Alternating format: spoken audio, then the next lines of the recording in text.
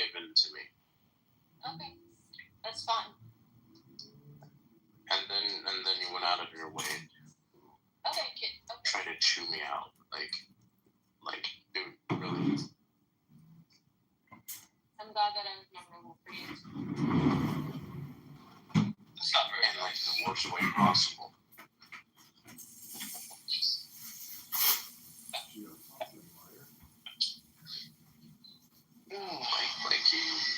Anyway, it's neither here nor there.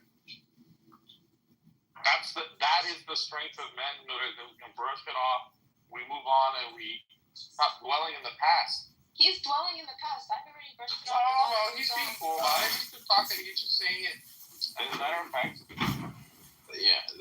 thing is I don't sit here and dwell on it 24/7. I don't cry over it. Why did you keep messaging me? What? Okay, check the DMs. I blocked you on Telegram. Here we go. For one. For one. I asked if you were okay. So. Okay.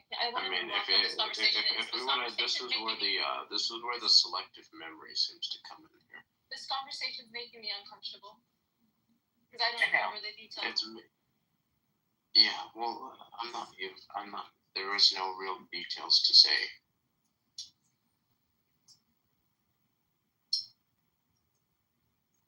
You said, Mom, there's really no moving forward. You can't take my challenge. That's a good analogy. Yeah. Right. Johnny, do you think concrete and your mother and God? Johnny, you're taking all the fun out of the conversation, Johnny. I get it. I get it. It's you've been waiting to do your shtick for a while. I did see you. I saw you in the chat. You said Andrew asked me 30 minutes ago or something like that. And that was about 2 hours ago. It's not a long time. So I get it.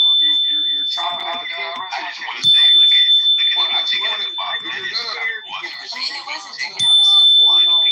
If you're gonna regale us with, you guys are really good at having work on.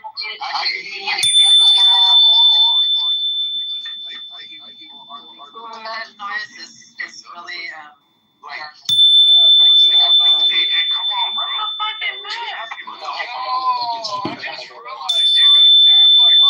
Come on, comedian. Come on.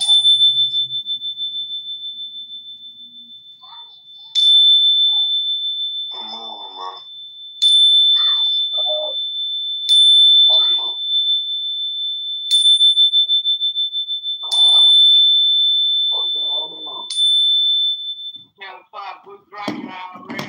Sorry, it's like my sound attack on people.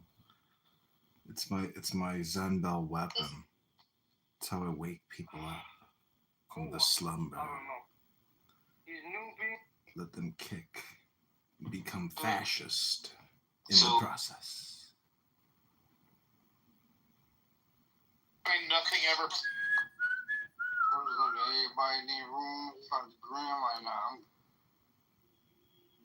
Are we really gonna go back to ultra derecha? Put the zipper up, and you're like, listen, I can just go to the prom and we can deal with it later. Oh, I remember that scene. Yeah, like the guy literally wants to go to the prom with Mary. And he's like, I'll just unwind my dick from the zipper later, like, as if that's a reasonable solution. And then what happens? That's like so many people in the world. That's how they deal with things. I'm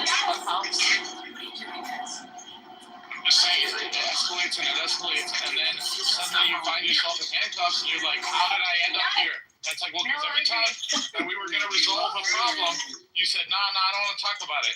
Not now. I don't have time for this. Okay, well, it's like Simon says, you can avoid reality, but you can't avoid the consequences of reality. Yeah.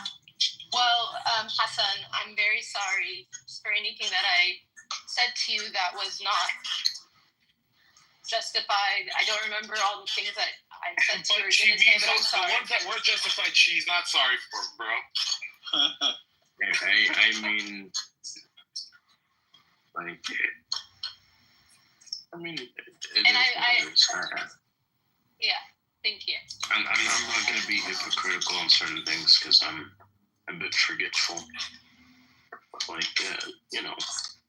All I remember you telling me is about the black sites and that I'm gonna end up in a black site. That's all I remember you telling me. Like, out of all the things I told you, What is a black the site? only thing. That's all I remember. Oh, we talked about this earlier. I remember. Yeah, like I remember you used to just bombard me with questions about religion.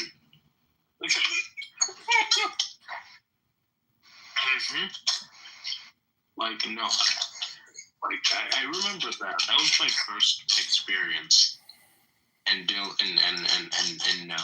interacting with you, and I didn't think much of it. That's cool. The only person I remember from Clubhouse back in the day is Malika. Do you ever remember somebody named Hattie? No, but Jose was just such a respectful man. Like, I follow him on Twitter and everything he says about Palestine, and I just respect him so much. Like I really have so much respect for him. He's probably one of the very only Muslims that I met on this app that I actually think is a Muslim.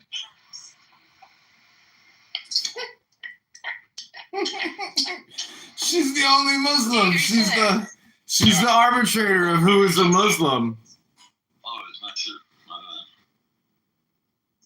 The feedback is like tremendous. Yeah, I thought it was me, so I muted myself for a second, but it was still pretty bad.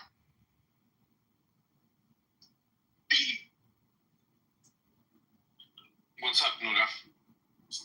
I wasn't looking at my phone. I didn't know if it was still in the room. Oh. Is there feedback now? Testing 1, 2, 3. No. Okay. It's gonna put Diego check my PTR. By the way, Diego, Lou defended me today against Randy. Like, he was such a gentleman. It has literally nothing to do with that. Just the principle. Said you were gonna let me I go. can't bro. stand Lou. He's so stupid. Yeah. So if I were to tell you, hey Johnny, I don't believe you have a boss unless you tell him to meet me at the bottom of the Grand Canyon on January 1st, which is to say, it's no different than saying produce your God right here, right now, right? Oh, it's extremely different. Oh, okay. So let me ask you this question real quick. My boss is a god. Hold on, bro. I'm just having a conversation, brother. I got you, bro. You were screaming when you were like over talked. No. I asked you to like let me go. You said you were gonna do it, and here we are, right? Yeah, well, it's a different. It's me and you. A while ago, I screamed because there were like 4 of you talking all at the same time. Wouldn't let me talk. That's why. But Johnny, you agreed that it would be unreasonable. Sir, you have to understand the Oh, nuance. gosh. Okay, go ahead, Concrete. Johnny, you agreed that it would be unreasonable and irrational for me to conclude that if you don't bring your boss to a specific location at a specific time, which would be here and now, that would be unreasonable for me to say that your boss doesn't exist, right? That would be foolish of me, right? Yeah, sure. Okay, all right. I'll go along with you. Yeah, but is your boss God? Answer that. Why would that be necessary? No. Yes. Why would that be necessary? I'm going on mute, John. Because God can do whatever he wants. Can he be manipulated upon my command? Have you ever heard? Can he be manipulated upon my command, Johnny? Have you ever? Can he be manipulated upon my command? Johnny, if God can do whatever he wants, can God exist and not reveal himself to you? Wait, now I've got somebody else talking. Johnny, Was somebody crashing out just a second ago? Concrete, was that you? Johnny, I have a question for you. Like this, I think You're not gonna get nothing else out of Concrete. So Okay. Yo, Johnny, I got a question for you. Yes. If God can do anything, can God exist and not reveal himself to you? Wait, who asked me this and asked me again? God actually. I heard you say that God can do anything. My question is, Oh, it's Nathan. Nathan, sorry. yeah, Go ahead, Nathan. if that's the case, can God exist and not reveal himself to you? Can God exist and not reveal? Of course he could. Okay. Is So that how would I be able to show you God if God won't reveal himself to you? Because you're the one that says that God exists. I don't know how. That's your problem. I don't know how you'd be able to do it. So God bless people like the theists, right? The ones who believe in God. God has given them the ability. Listen. Yeah, I know. Well, great. Thank you for acknowledging that. Yeah, I get it. It's not my problem. So don't ask me how to do it. You're the one that. Listen, it's like like a person that's colorblind who's incapable of seeing like certain colors. That's the way you are with God. Yeah, So exactly God bless right. me. Yeah. Johnny. So God bless Listen people. to me. Johnny, hear me out, bro. Hear me out. Yeah, okay. But God doesn't have anything to do with bless theists with this thing called common sense, bro. And a lot of atheists don't have it. Yeah. Right. We don't have any common sense. I'm the biggest Exactly. the planet ever knew. But listen, that doesn't help your dilemma. Your dilemma is. I'm not in a dilemma. That's Lee. You're doing it again. Wait. Do I need to shout? Your dilemma is that you cannot produce your claim. Johnny's. And I don't give a shit about Johnny. Johnny, I'm going to tell you where this comes from. You have a bad relationship with your father, bro. That's why you want to submit to God. You scared of authority. That's all it is right there, bro. But once again, Nathan, it's not about John. No. You think what it's about, brother. Listen to me. What it's about is that you're gonna get older, brother. What is and you're gonna settle down. That childish way of thinking, like you're a spoiled baby. You gotta say, listen. You can have to talk to God about all the shit you've done. I speak for you, the small bit, yes, I know. Feliz 5 de Mayo, Danny. Yo deseo una cerveza y una tequila para tú y tu padre y tu mamacita y tu hermano.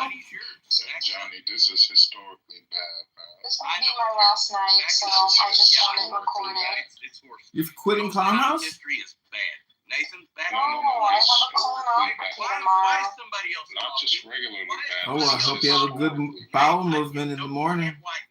You know, there's No, atheists it's in gonna here, be bro. alright. They're ashamed that you're All You night, know that, right? all night long, all night, Yeah, I know. all night long, all night, Oh, I can't see God. all night, Give me one all argument. night Why God long, doesn't exist. all night, All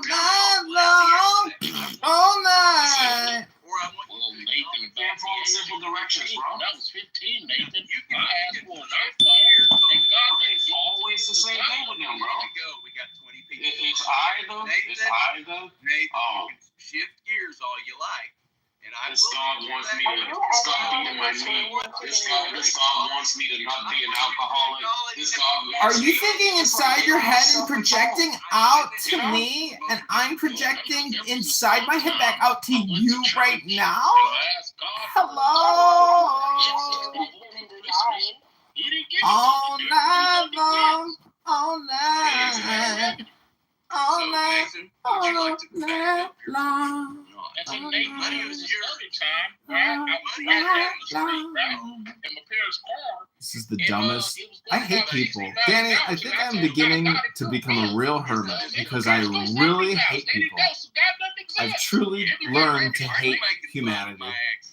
And if it was legal, I would carry a firearm on me. And if anybody that I felt should no longer live because they are an absolute drain on society, I would probably ask them to please step aside. Johnny, you're not an atheist, bro. What you are is a lukewarm Christian. But this is how stupid you are. I didn't put out. No, let me don't be charitable. You're a backsliding Christian. That's all you are, bro. Somebody that made a Listen, decision. it's gonna be okay, bro. It's gonna be none of okay. you can back it up. A little Bible will clean up that damn terrible life, And you're bro. so mad that now you're down to making. You hear that, Nathan? You hear it? You hear it, Nathan? That's how upset you God are damn it. that you can't produce your claim. How does it feel to know that your God's existence That's goddamn right, upon Johnny. how I'm just well helping you go, can Johnny. argue for it on social media? How does that feel? Absolutely, Johnny. It's an empty fucking feeling, isn't it? Johnny. How does it Empty feel? fucking How feeling. does it feel? I imagine that people Empty developing as if they fuck. want to be Hey, like Nathan, that God Nathan, whenever you don't want to run, I don't know you why can people do this. answer my question. Bro, I got you figured out, bro. You're a dime a dozen. Yeah, I If I was drinking. Dime a dozen. That was funny. Why do you want to live Sounds forever? like you are I don't. down a dozen. Just wanna She live healthy. said, well, actually, I'm boys good like to go use the now. line.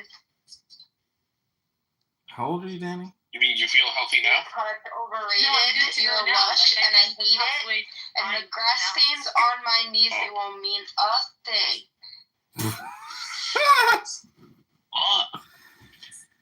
If internet comedy ever becomes a thing, you're gonna be gold, Danny. Gold.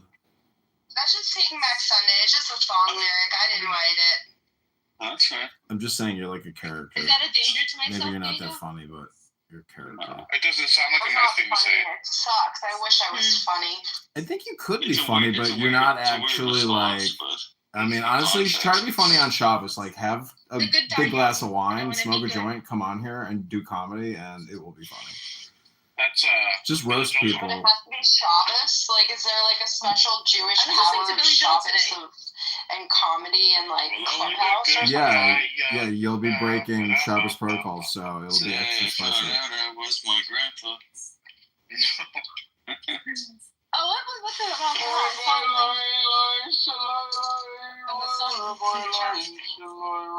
I think I missed that conversation. Jeez, you guys must really be bored because, like, I haven't heard an intelligent thing in, like, at least an hour. I mean, are you all, like, doing something productive in the background or something right now? What's happening? You heard an intelligent. You're saying you heard an intelligent thing. Listen, Luges, Loges, whatever you call yourself. I mean, what are you going to do with the rest of your life? Because Clown House ain't going nowhere.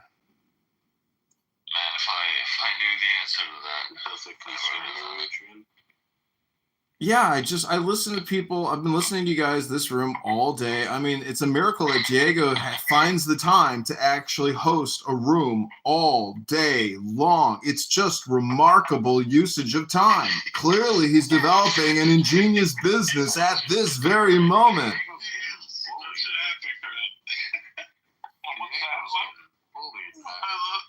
I can't admire the fact how we can say something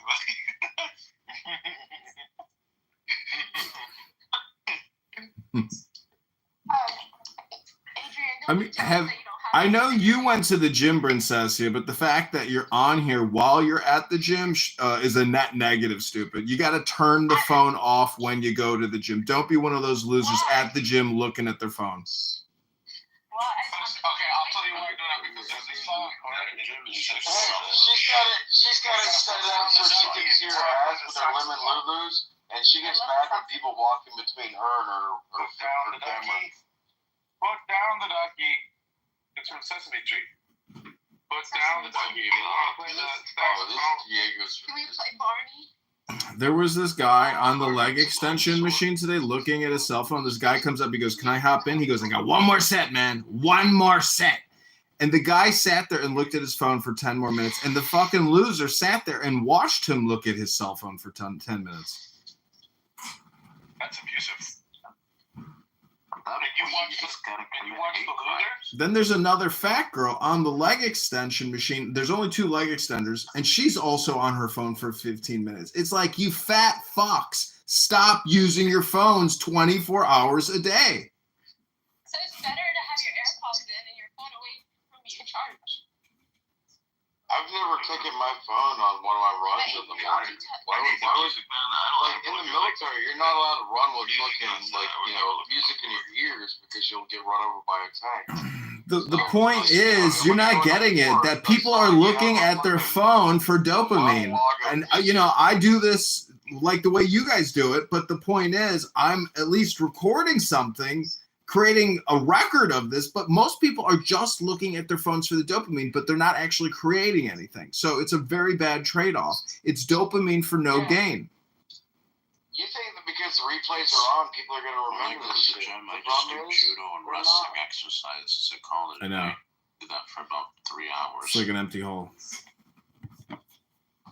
Well, I mean, you keep throwing a hot dog down the hallway and expecting them to please the shit. That just seems like a normal. I would just lift. And, if you're lifting for like 3 hours, that's like Lifting for 3 hours? Who lifts for 3 fucking hours? Who comes on Clown House 40 hours a fucking week? 80 hours a fucking week. Dude, like, on my best, I would squat 315. I could do it 8 times, no problem. But I would do 8, and then I would do 6, and then I would do 4. Like, this bitch said he's gonna do it for 3 hours. Motherfucker, I'd get that done in 10 minutes. That's why he's throwing the shots. He doesn't care. Did any of you even do an undergrad degree? Sadly. Nah, I didn't go to college. Well, you're a self-taught praxeologist. You should be teaching praxeology to the world. I don't know why you haven't packaged it up and started selling a system yet here on Clown House. You're here so much, you might as well start selling praxeology because it's a winning system for success, right? Duh. Diego, you're a Harvard professor. Oh, thank you. Dave is definitely the loudest guy in the room. So what I meant to say is, so you guys didn't pay for college to go through college and then use what you learned and on Clubhouse 24 hours a day. Oh yeah, I use what I learned at school. Lou, people are saying you're boring. All right, you're getting sleep emojis over here. I think they're talking about you. Hey, one of the hold on. One of the whatever account you lost on YouTube yesterday, one of the fucking I don't know what you would call them. They're not people, but one of the accounts, it posted in the live chat, and I was like, what the fuck is that? Because it was in a different language. And when I put that into a translator, it was literally saying it's OpenAI, yada yada yada. Yeah. So I wonder if that's what got you said it was No. This guy Longmont Potion Castle has filed multiple copyright claims against all my accounts, and that one got deleted. And it's you just got to let it go. It's like because you're not making any money from it. It's like, okay, oops, I guess I lost a couple years of recordings, but What is he? Nothing. It's his name. It's just his fucking name, Longmont Potion Castle. He's upset that I'm creating YouTube videos called Longmont Potion Castle prank calls, and I'm just putting Clubhouse videos up, and it's like diluting his brand. So he's obsessive about it, and he has filed multiple copyright claims. Yeah. Oh, is it that guy that you played one of the recordings where you're like losing your shit laughing? Maybe. The pizza. I want to order 3 pounds of pizza. Is that you? I think maybe that's the Mary Kate Ashley pizza party video. I think.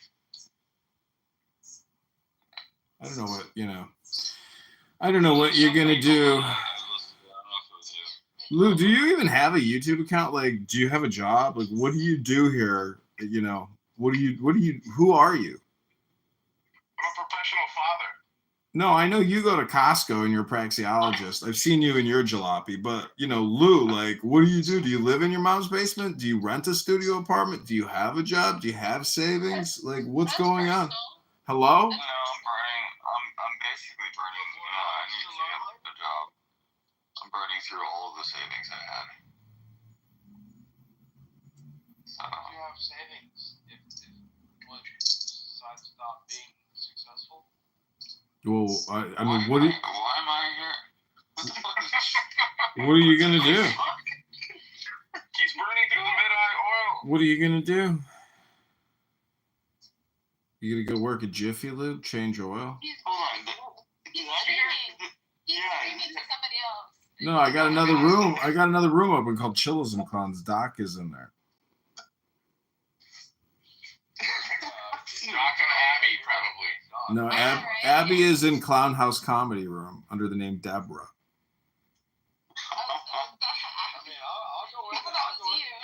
No, Deborah's Abby. It's gotta be.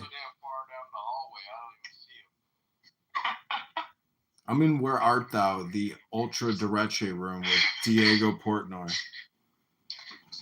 Diego Portnoy? He probably did it himself. I think he set it all up himself. I think Portnoy was the one who told him to put it on the sign, and it's fake outrage, and he's just paying for this trip. It's all a giant setup. Fucking delusional retard. Jesus. That is ultimate derangement syndrome right there. Ultra derecha syndrome.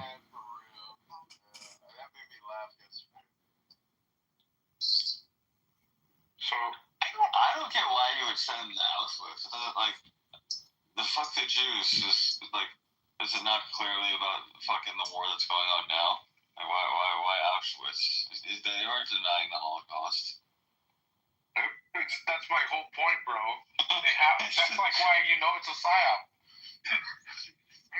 Did you see one of the posts where he was like, I won't fuck their lives up or whatever if they're willing to do some. I forget how he phrased it, but there's a thing called there's anti-Semitism classes apparently. Of course. Did you know that? That's literally whatever you see on the media TV. That's a class right there.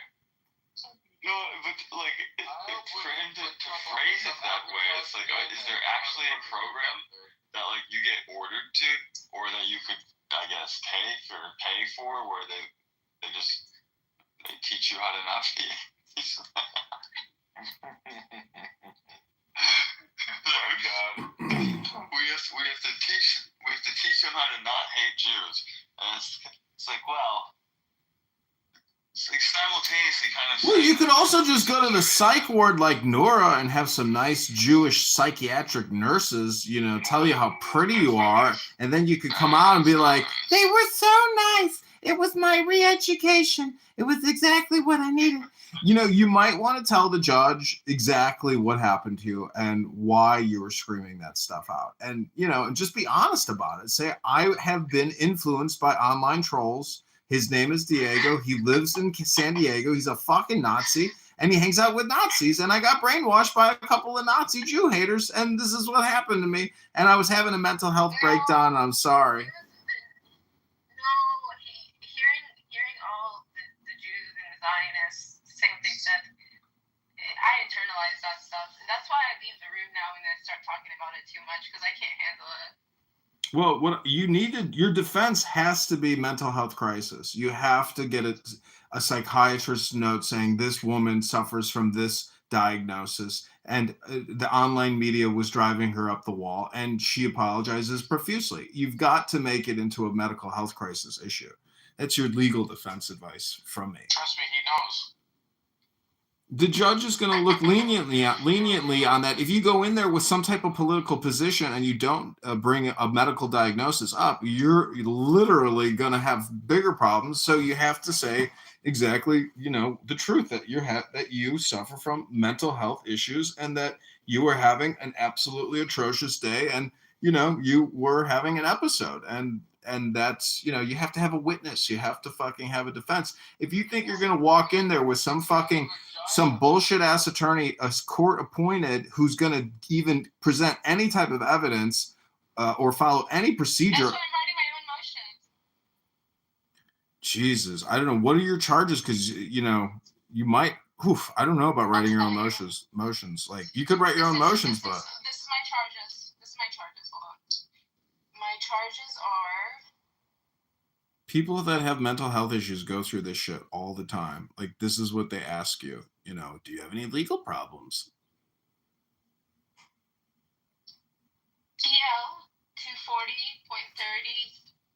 PL 140.10A, and PL 140.05. You know, So that's not just bad. get the titles and tell us what the titles are. I mean, I'm not going to Google it for you. No. And then I have also. Why? That was mean. That was rude. Diego, what is that sign? And sorry, Lou. What is that sign? And like that looks like an S. What is it? How does that read? Fiction. What is it? Fiction. Section. And so CPL section 30.30, I could file a motion under that. Well, we don't know what that means. No. We don't know what that section is, dude. CPL, not that. That one is for a speedy trial. The other one is CPL section 170.31A. That's what I can file a motion under to dismiss. Well, that one could work. I don't know what that is, dude. Yeah, you could file your motion to dismiss, but you're going to need to include a summary statement why you're asking the court to dismiss. And then I have to. When I'm just waiting to get my mind a little bit sharper because I'm still under the influence. So when I'm maybe. Well, you can use Grok or ChatGPT. Is she in the Matrix? When's your trial? When is your trial? Would you take time out of your busy day, John, and do this for her? No, he is. No, I mean, I'd be happy to look at whatever she prepares, and I could give her my opinion. Did you prepare it for her though? I don't want to do all the formatting. She needs to try to do it. Do at least a first run, and then I can touch it up. But I'm not going to draft anything for anybody. I have enough drafting to do myself. Got enough work over here. Not going to take on somebody's pro bono case. I mean, I saw Grok. I think didn't they say that you can ask it to do legal formatting now? Yeah. Does it? Yeah, probably. That's for. You can also just draft something and then upload it. Yeah, attach the document and say draft this for legal a legal submission.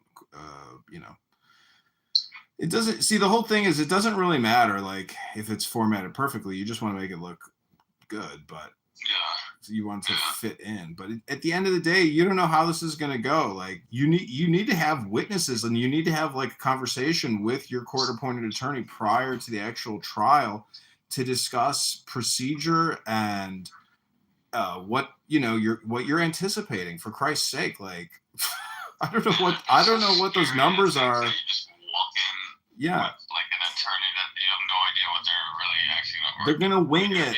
Scared. They're gonna wing it on the moment, and maybe what if what if you request a jury trial? That's a $600 fee. I mean, you don't know. They might try to pin you against the ground and give you some type of deal or take what if you're actually facing jail time? I mean, do you have any idea how fucked up that would be? As opposed to some type of community service work or something? I mean, have you looked at what those numbers are in the civil procedure code or whatever? Yeah. Then what are does it also tell you what the maximum punishment is? Yeah. What does it tell you the maximum punishment? One of them is 1 year prison, the other one 6 months.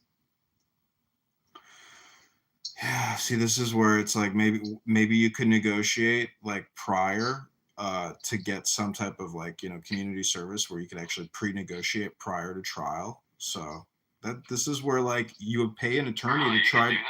What do you think these attorneys do? They negotiate settlements before everything goes to trial. It's an ACD. Why do you think that there's Jews running the whole thing, Lou? They love to haggle. Jews got nothing to do with Jews. She's probably going to have a court-appointed attorney who's going to show up and say, "What did you do?" And then you're going to explain the story, and then it's going to be no preparation. Yeah, no preparation, no negotiation, no settlement. Because you could try to get a settlement prior to this actually. In fact, you could even sue and a reverse sue, basically. I mean, that's why it does pay to have an attorney who can actually file motions, file new lawsuits, because you could technically sue and then you can get a better settlement if you sue. So it's Who am I suing? the city of New York. I mean, the psychiatric facility, the police officer, the Jewish guy, and the. I already sent the psychiatric hospital statement. Anyways, because of the statement. because of the because they violated your privacy rights. There's all types of like ways to. They did. fight back. How did they know that I was? How did they know I was in the hospital? That's the other thing. They were waiting for me right outside the. Like, how did they know I was there? Well, that's why, Right, like, you know, if you're facing a 1.5 years in prison, like, you should be confident prior to court that, like, you're gonna And you know, get. you know how I know my name, it was violated because my name was not Nura Shalash. It was Nura Bandura. Listen, I don't know what to tell you. Like, these things don't mean shit, but like, if you don't have a criminal defense attorney, like, I don't know, why don't you? If you can get $5,000 together, why don't you like try to hire yourself a professional criminal defense attorney? John, your people are getting really sloppy and setting people up. Like, you guys are fucking up on simple things. I hate to tell you this, but you're so stupid and delusional. She's like facing actual jail time, and you're making a joke out of it. Get the hell out of here with that. Don't be scared, my girl. Don't be scared of my girl. Like, I hate to tell you this, but, you know, I don't know. You're a praxeologist, maybe a chiropractor, maybe an economist, but, like, you're no fucking paralegal even, apparently. You're the shittiest paralegal I've ever heard of. Unbelievable. I mean, if I was going to court and I had a 1.5 years possible maximum sentence, like, I would have this whole thing completely solved before I even walked into that fucking court. You're running a big risk by not figuring this out prior to the trial. It's my I opinion. know that's what the attorney that I called told me. He said that because I was like, can I wait until after June 10th? Because that's when my court is. But we'll see. Look, I don't have any experience in this, but I have an instinct. And my instinct tells me, you know, if John is correct about that, you're just going to get some black guy that's going to come and say, what did you do? Why don't you just, like, you know, tone it down for the attorney and just be like, yeah, I yelled at some guy and they kicked me out of a building. Okay. Huh? And he's like, that's it? And you're like, yeah, basically. Is there anything you're not telling me? What do you want to know? Did you do your fucking research, bitch? Yeah, she watched the video. It's a female, but she watched the video. And she said that it was clear that he was instigating you. That's where I got that from. Oh, there you go. Okay, so that sounds good. John, it's not as bad as you think, man. You're trying to scare her and shit. But is it Typical Jewish tactics. How is it? Well, it depends what she's being charged with. I forget what it is. Bro, John just wants her to, like, he wants her to plead to something that she isn't even gonna, like. I don't think I think he's being genuine. Maybe that's not the right advice. No, you should be able to negotiate a settlement where you volunteer so many hours for community service. And actually, I would be proactive about it. I would probably like find a rabbi or some type of Jewish charity and say, listen, I made a big mistake and I got a legal problem. And I want to make a mitzvah and a tzedakah, and I want to volunteer my time prior to the sentence so I can submit an affidavit to the judge saying that I've been proactive about trying to heal the divide in the community. John, wait, hold on. I'm a politician. This is how you have to create content to justify and to get yourself out of trouble. John, what do they call friends of the court that write letters to the court? Amicus brief? I don't know, but I know what you're talking about because I've seen it before. Yeah. Can you literally? Why don't you just write an amicus brief and say, I'm part Jewish. He's my girlfriend. He's not, like, she doesn't mean these things. It's all gravy. Are you? I'm not part Jewish. Sounds to me like you're projecting. Identifiable with my. You may have missed the part there where I said you'd be proactive about trying to like volunteer time and saying you made a big mistake and a faux pas, and you want to like help the Jewish community and make amends and say I'm sincerely sorry and I'm a peaceful person, I'm nonviolent, and I was having a bipolar manic episode. I was under a lot of stress. You're gonna have to like know what to say. If you just go in there with your stupid typical bullshit and you don't rehearse yourself, like you're gonna maybe go to jail. I'm not trying to scare you. I'm telling you to try to be more proactive and take more action now. You know how busy those jails are? Why would they want Nuda in there?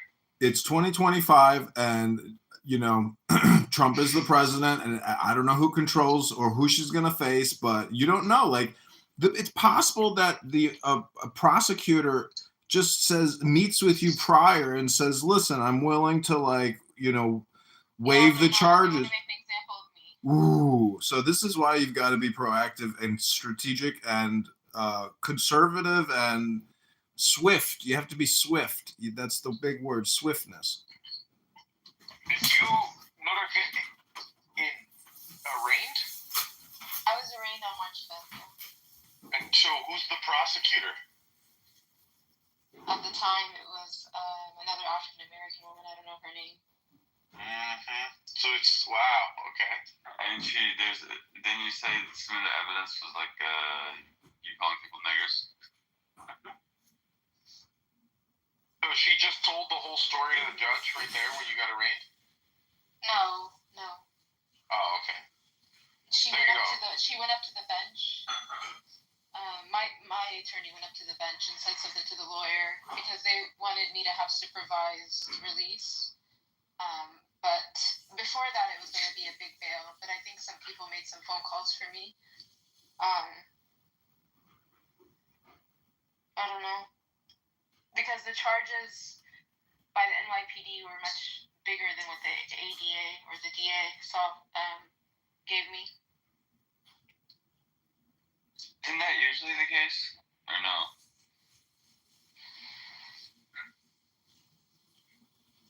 I don't know. Don't they just like charge you with everything when they arrest? I really hate that Adrian is streaming this. So, let's not talk about it. But I was running up the job. You could kick him, I guess. I mean, I think he's giving you good. He is giving you good advice. But I see. Look, Diego, I'm a nobody, but I don't think you're not going. They're not going to put you in prison. He'll be back.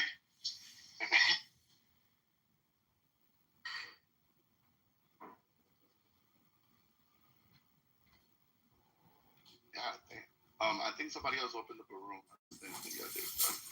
Fuck. Yeah, what the fuck, bro? Y'all niggas. Oh, love, bro. I think there's another room though. That was weird, but alright, everybody's got racist, supremacist racist in this nation, what would the visual description be like? Okay, well, there's two of them. There's two that get on my nerves. Oh, There's two. really three. There's really three types. There's three types of racist people. So there's okay? no. Okay, all right. Let me hear this. And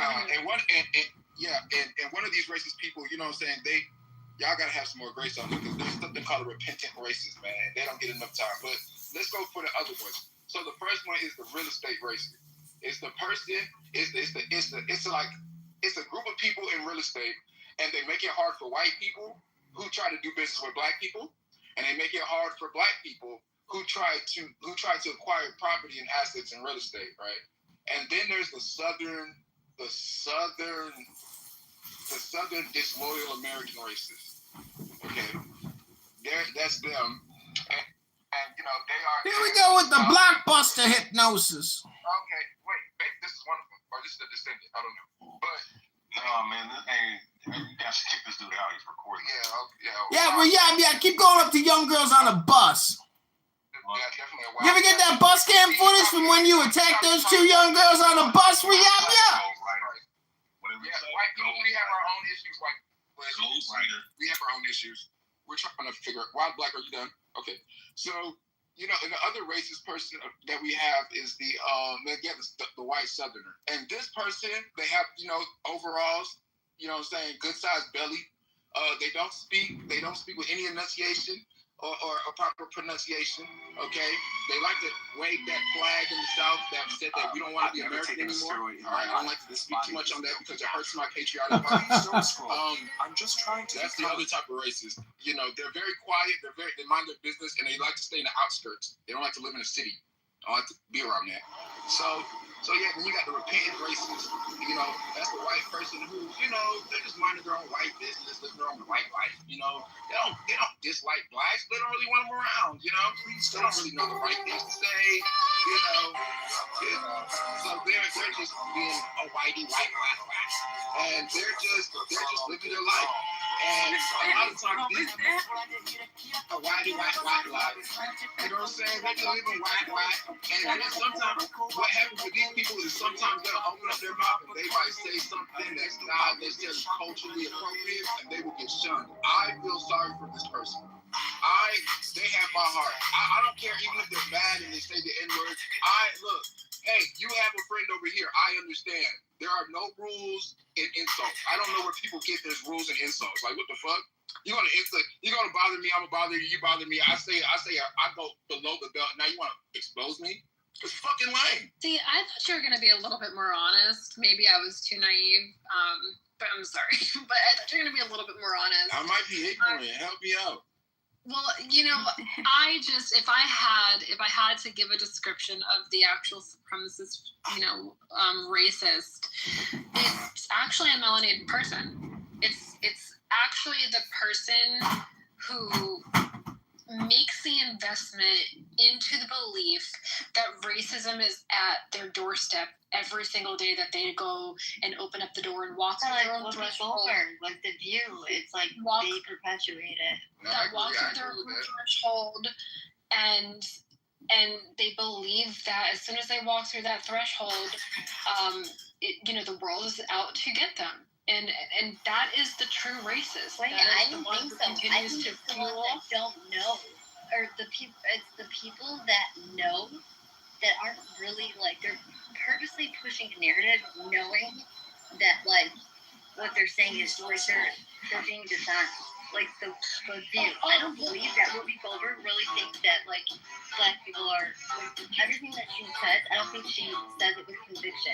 And the people that essentially she grabs a hold of and pulls at their heartstrings, those people, I don't think they're the ones that are racist. I think that they're just Whoopi Goldberg is one of the most racist people on daytime television. What are we talking about? I guess the point is that it's the people that know what they're fucking doing. Whoopi Goldberg is extremely racist. Wait, Aaron, because I said it before. I said it's the people who wake up and literally these are the people who make the intentional effort to put into this belief system, because that's what, I'm sorry, we're all adults in this room, but what fuels you as a being is your belief system. Yeah. What you believe is what literally fuels you each and every hour of the day, is what you believe in. If you didn't believe in something, right, then you would see the side of that as well. You would see, if you didn't believe in God, for example, there's a lived experience that you will have if you don't believe in God. And I'm just starting to think that when we have these conversations about who the racist is, who is against, what was it in the room earlier? Andrew, you're right. Let me finish this one sentence, because we were talking about diversity and inclusion earlier, and there was this girl on the stage, and she was like, those who, it's a detriment to the business owners if they don't have this diversity and inclusion, because they're making a threat to themselves. But who's going to put action into that threat? She's like, the public. And I'm thinking, yeah, you're fucking delusional. You really believe that the public, the mass of this nation is going to be the ones who put the action into the actual threat. No, it's going to be the individual with a fucked up mentality, with the selfish, narrow mindset that somebody's out to get them every fucking day of their life, that they can't make sustainability happen for themselves and generate prosperity for themselves because some fucking mystery person who just so happens to be white is somewhere in their way. It's crazy. And they actually look for it. If I look for a fucking problem, I can find one. I guarantee you. That's why I come into Clubhouse. So. Sorry, I'm joking. No, I feel you, Angel. You 100% right, and you're right. I did not include them in my sentiments, and I do that. Oh, you didn't give any description to them. No, I didn't, because they're all white. Because Angel, they were interestingly all male. Angel, love you. I know, I understand, but look. See, I'm an equal opportunist. When it comes to that, I don't like to have them conversations around white people or on white spaces. Because the way I grill black people about that shit, the way I grill niggas about nigga shit, it's not for white people to hear. It's not. It's really not. It's really not. But you're right. I did not include them, and that was my apology. They're in there. I don't like these black terrorists, and I don't really want to go into debt because, like I said, the way I grill that shit. But I don't like the black terrorists. If I could just find them and the few other just black opposition, if I could just find these people and just move these people to an island, we can get them all out of here, but definitely, yeah, they're definitely part of the racist family of them. No, check it out. White people are not holding black people down. Black people are holding black people down. Can we not do this in front of white people, please, Jesus Christ? There is no such thing as a white person. There is no such thing as a black person. There are only the righteous and the wicked. I think they like to hear it. Like, even as a black woman, I've had rooms showing love to white folks. I've been called a bed witch and things like that. I understood as a little girl that you can't win them all. Not everybody's going to love you. But once again, it's like a broken record. All they got to do is say a black person or a black woman said they didn't like us, and here we go. That bunch of black people have to take turns kissing where the sun doesn't shine. So once again, the next time I have a room showing love to white folks, are you guys going to be there to defend me when they call me a bad witch? Or are you just happy to hear a bunch of men kissing on that? Oh, okay. You know what I found interesting earlier in our conversation was the topic around the diversity and inclusion. And I know the young lady was just trying to get me to understand her perspective of this. But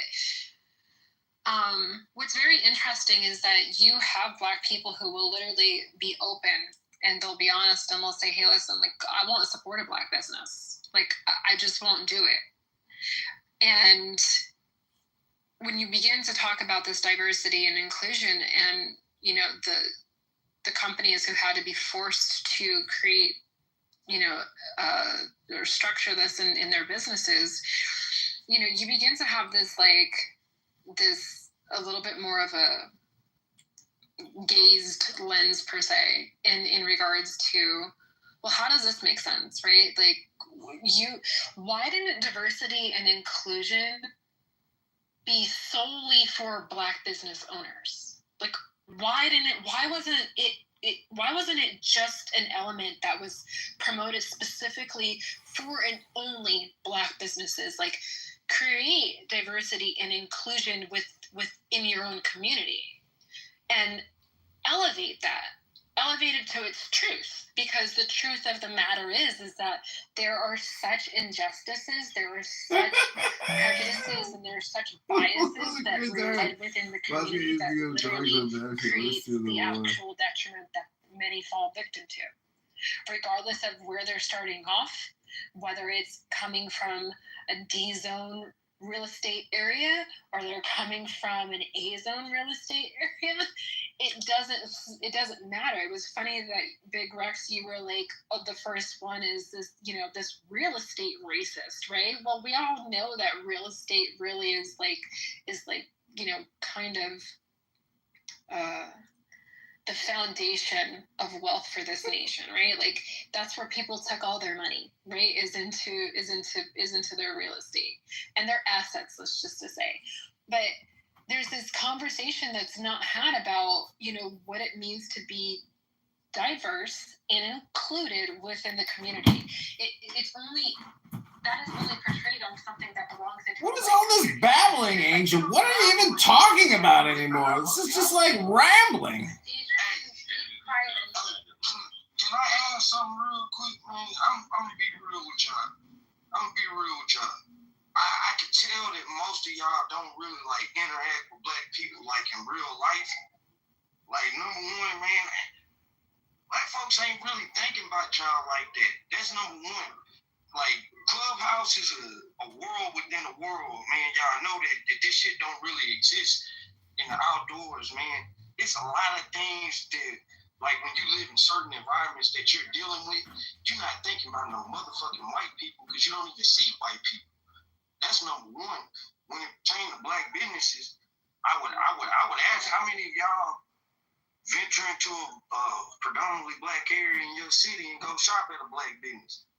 Like, I don't have to think about shopping in black businesses because that's just what it is. Like, I don't have to think about it. I don't have to force myself to go say, let me go shop at a black business. Like, I'm around black people. I know black people of all walks of life. I know that there's some shit that's going on that, that's harmful. Like, I ain't gonna try to spend that shit no kind of way. I know it's shit that's harmful going on. But I also know that the people who speak on our community, especially on this app, it's like, man, I'm hearing the things that y'all saying, and I'm like, man, it's clear that y'all aren't there.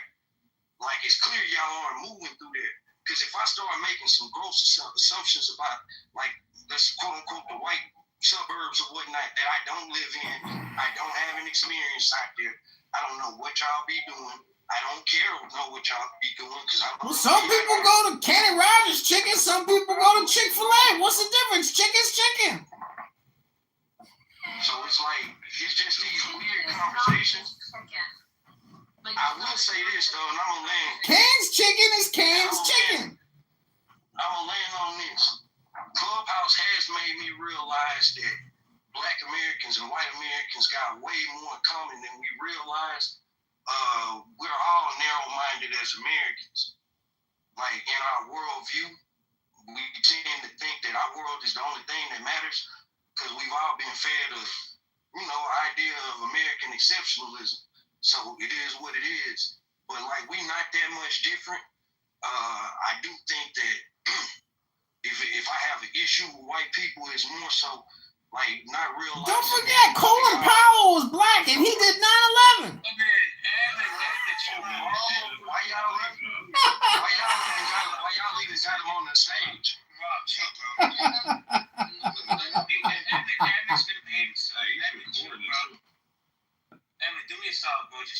I'm just saying, Colin Powell was black and he did 9/11. Okay.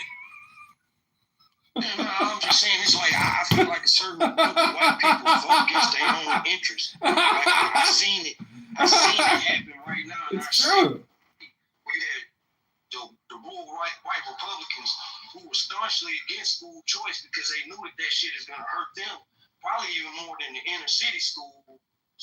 And they still fight for the shit. Like, things like that, man. It's like, look. I get it. Like, I guess you guys so caught up in owning the libtards and all that shit. But, man, some of this stuff is just practical American shit. It ain't got nothing to do with right and left. And it's like, I feel sometimes that white Americans are too loyal to that Republican Party. And I'm going to land on that. Running off at the mouth.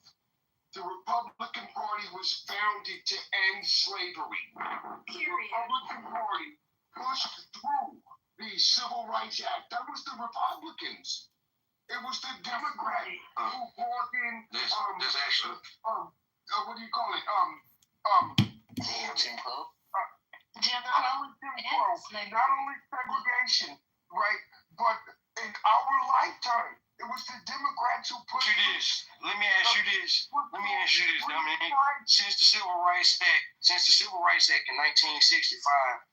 And I'm sure y'all gonna say, oh, the opportunity zones. What actual legislation has the modern Republican Party actually presented to where you think the masses of black people would have voted for them? Like, make no mistakes about it. If y'all were around us and y'all knew us, this is how I know that y'all don't be around niggas. No. Give me 1 second, I'ma land. This is how I know y'all don't be around niggas. Cause y'all say dumb shit. We would vote for anybody. We would vote for anybody that represented our interests, which is why you saw a lot more people ride for Trump this time because they felt like he was actually representing their interests. But y'all don't get that. Let me answer your question. The The Democrats opened up the border and just tried to replace black people with illegal immigrants. In your face. They just tried to do it. In your face. They wouldn't go down to help the people in North Carolina, the people in Tennessee who got wiped out by a natural disaster, but they'll go down to El Salvador and try to get gangbangers brought back to your community. So miss me with that nonsense. Only Republican for life.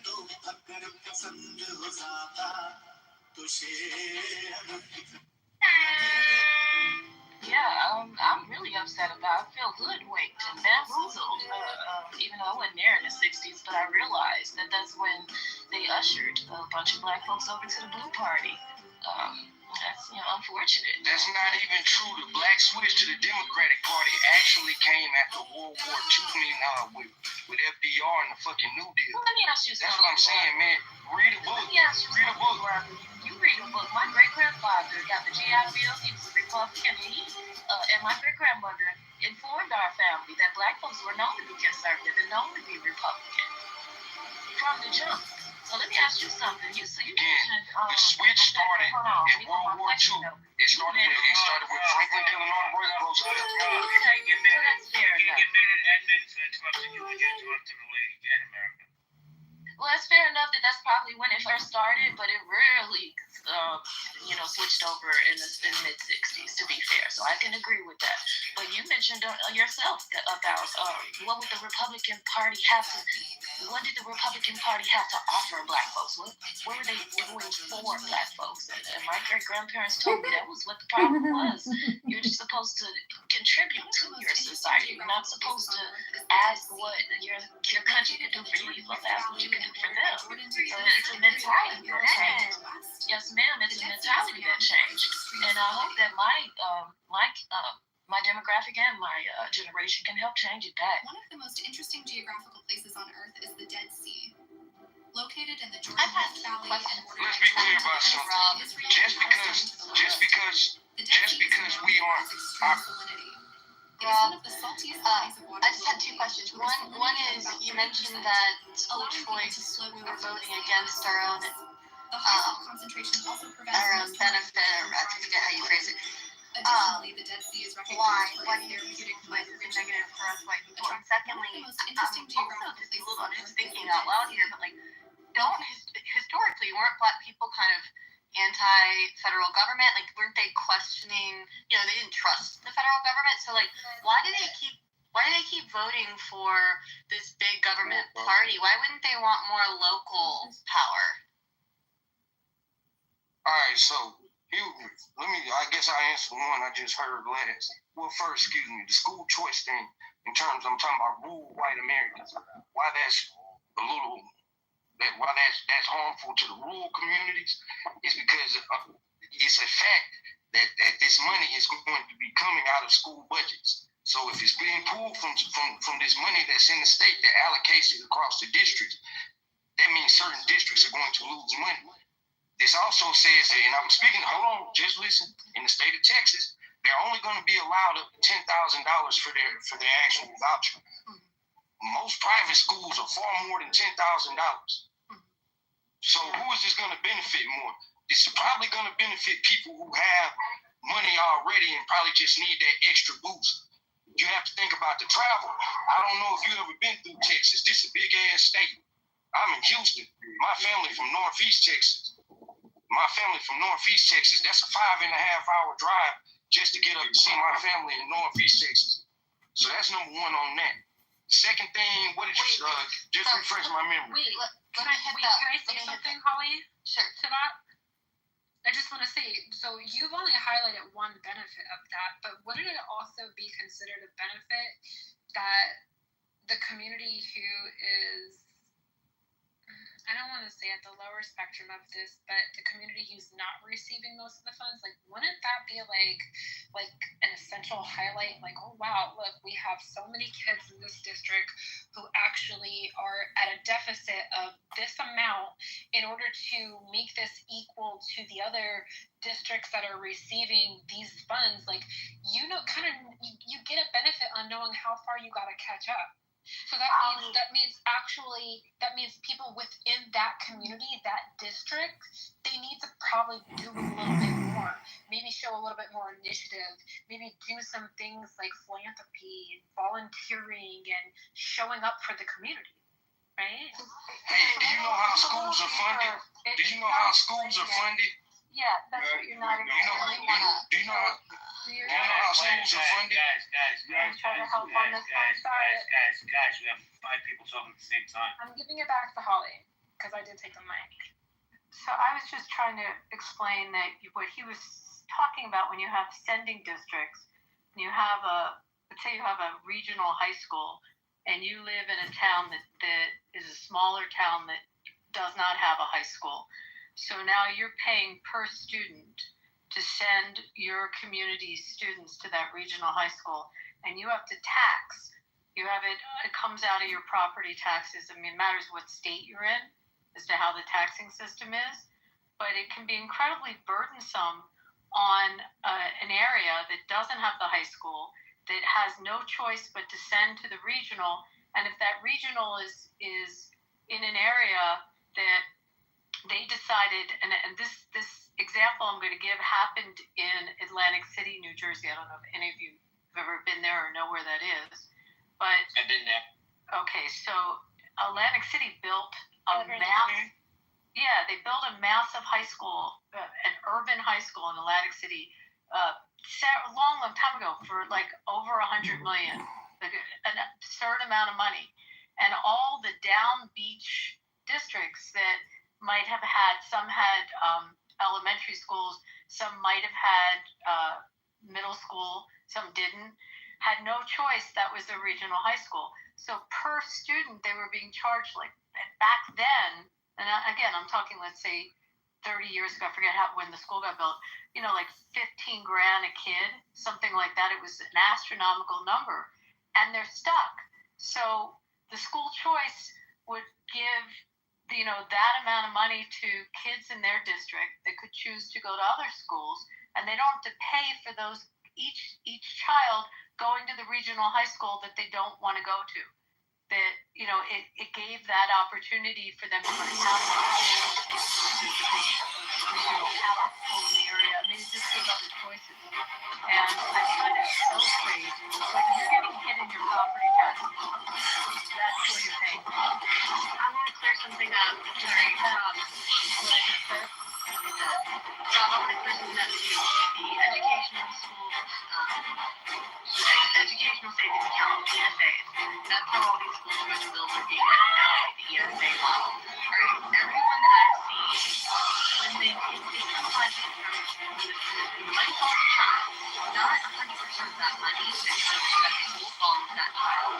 It's actually something like on the check. There's 2 different areas that the money comes from. One is, I guess, the real estate taxes, and the other, I think, comes from, I don't know, the state and federal, I guess. There's 2 different areas, right? And so what I'm saying to you is actually is a benefit for whites, because that's what you were referring to, in the country, in the rural areas, because you actually have schools who would now have more money per capita. Because, again, not 100%, it's all child, it's like 40%. Okay, so that's number one. They would actually have more money per capita per head. Now, number 2, $10,000 a year for rural private school, that sounds really high. I live in rural Georgia, and my kids go to private school, and it is reasonably priced private school. Still, like, I think I pay, I have 2 boys there, and I pay $1,200 a month for 2 of them. So $10,000 a year for one kid in a rural private school, that's quite high. Well, there actually aren't that many. There are no private schools in rural Texas, and that's from east, south, west, north, around. The Catholic private schools. You're Catholic? You must have Catholic schools, no? gotta drive. You gotta Well, drive. no, we do have Catholic schools. We do have Catholic schools, but I'll include, let's include Catholic schools with private schools, just for the sake of this conversation. But both of them are going to be, both of them are in Houston, Dallas, and Austin. I'm sorry to interrupt you, but would actual black parents feel comfortable with sending their children to Catholic schools or these private schools, private institutions? Yes. They have. Yes, No, and yes.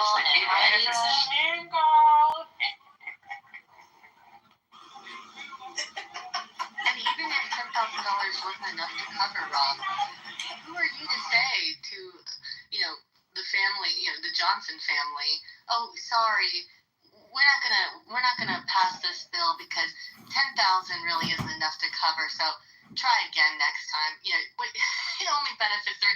I mean, who are you to say to a family that we're gonna bridge the gap? In this bill, again, let's say this, in this bill, is nothing that says that these private schools have to take you.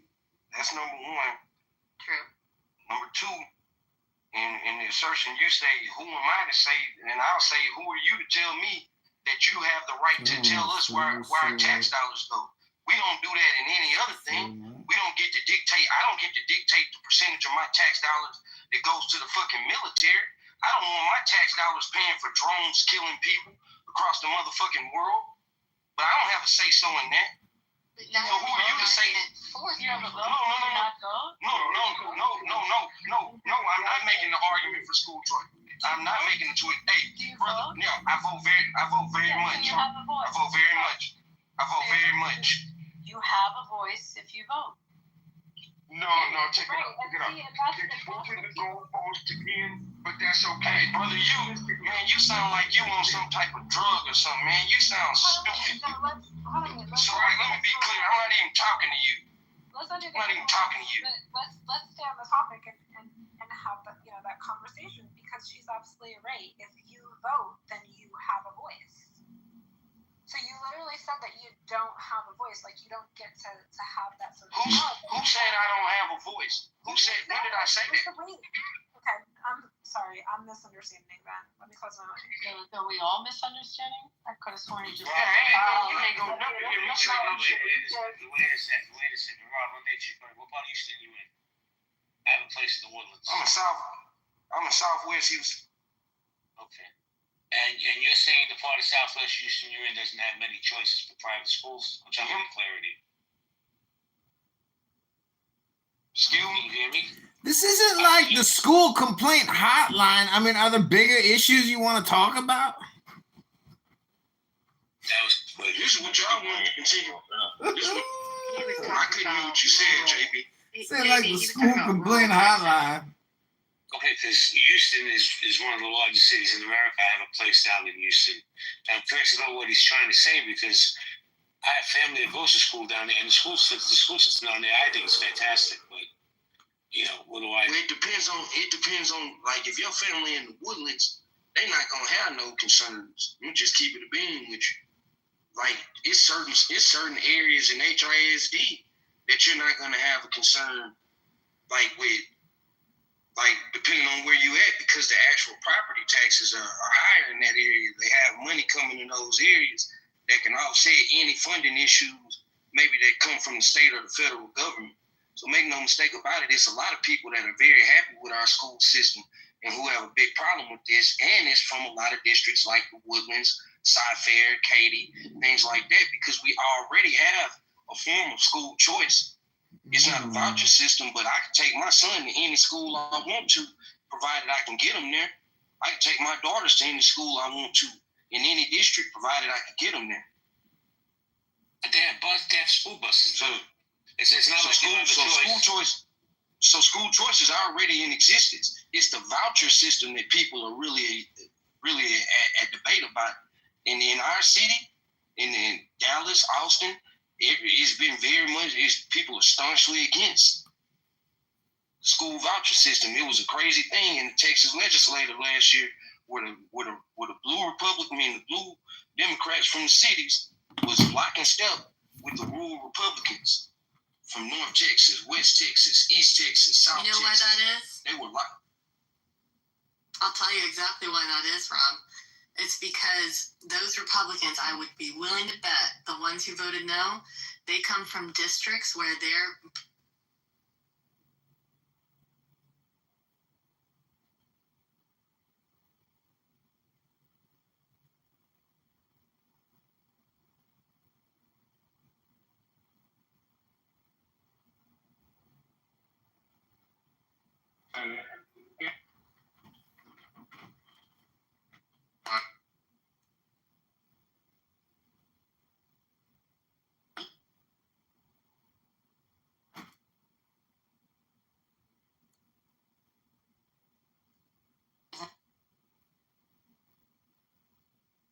I'm reading the inbox here.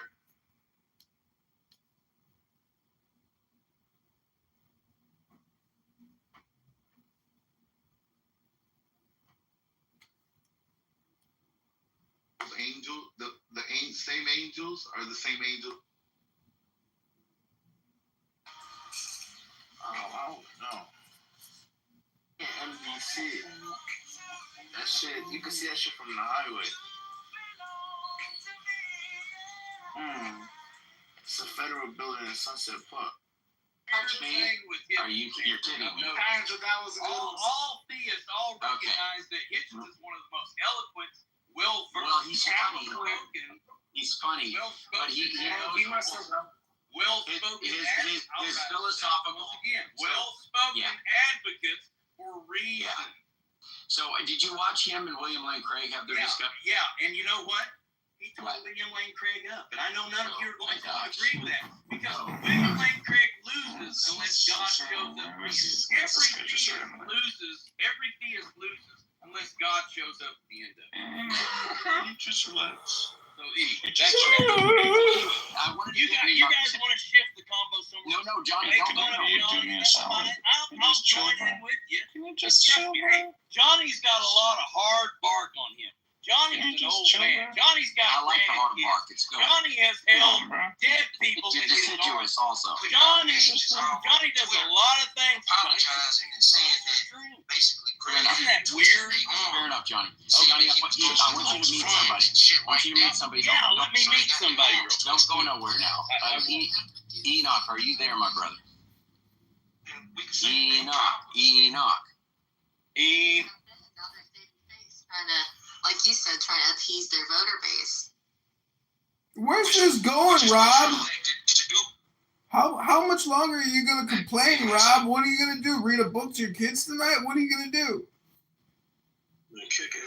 You gonna run for office? What are you gonna do about it? I'm gonna bring it to your trailer park. That's what I'm gonna do. Well, maybe you should try to run for office and then spread the money around, or try to come up with some other type of solution. I don't understand. You guys are just like talking about nothing, complaining and shit, just like usual. Well, and you're on the same talking out with us complaining about it, man. So no, I'm complaining about your complaining, and Riyabia apparently is a very good gangbang shooter or some shit.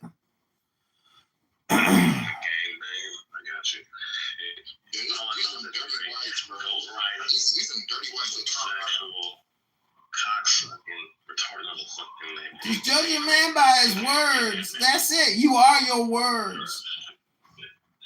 It's a white man on drugs and alcohol, y'all. No, dummy. I'm just saying you are your words. So if you talk like a piece of trash, generally your ass is a piece of trash. This is why if he recording this for his YouTube, y'all go stream Rob Gillette music. Yeah, I'll send you your royalties when YouTube starts cutting me a check. Stream some Rob Gillette music. If you in Houston, Texas, come check out Soul Fried Rice. If you recording me, come check out Soul Fried Rice in Houston, best fried rice in the city. Stream Rob Gillette music. Feel me? I do consent to being recorded as long as I'm letting you know that you need to go check me out too. And if you recording me, you know what I'm saying, and you down with this comedy dude, I ain't gonna even say that, man. I was about to tell you that do something you probably shouldn't do. What's funny about this maggot? Oh no, this how I'm operating moving forward. When I feel like somebody recording me on Clubhouse, I'm gonna go ahead and make sure they know that they can stream all of that music on any platform. Wherever you listen to music, I'm there. And if you're in Houston, Texas, look up Soul Fried Rice, the best fried rice in the city. And yeah, that's what I'm with. Okay, we're on recording. Are we getting paid? Well, shit, I don't know. Somebody that comedy dude. This full name Edmonds, the comedy Republican moron. Right. Comedy, are you giving us some cuts? Yeah, I'm sending out royalty checks with some steamed fried rice and some, all the good toppings, cornbread, of course. No, it's soul. It's soul. And I eat kosher, Soul and you fried make a rice. nice platter for me too, but can you put a little bit of cash on top of You my platter? Jewish? I didn't know you was Jewish, girl. Said you a kosher plate. We burn no shalom. Andrew, I live about 10 minutes from the Jewish community. So I can definitely make you some kosher fried rice. I acquiesce to whatever you need. Oh, he ain't on the stage no more, so he ain't recording. I'm gonna stop promoting my Don't throw my business. money back to the goo. Don't do that. No, he's recording. He just likes to get dropped up and down because that's a stick on this thing. You got nothing better to Tommy, do. make sure. Yeah, it's a big waste of time. Might as well have a little fun. At least a stack. Thank you. My birthday's today. I didn't know you was Jewish, girl. Geh kachenlichtig in dein Eugen. Foster. Wait, what kind of white is this? I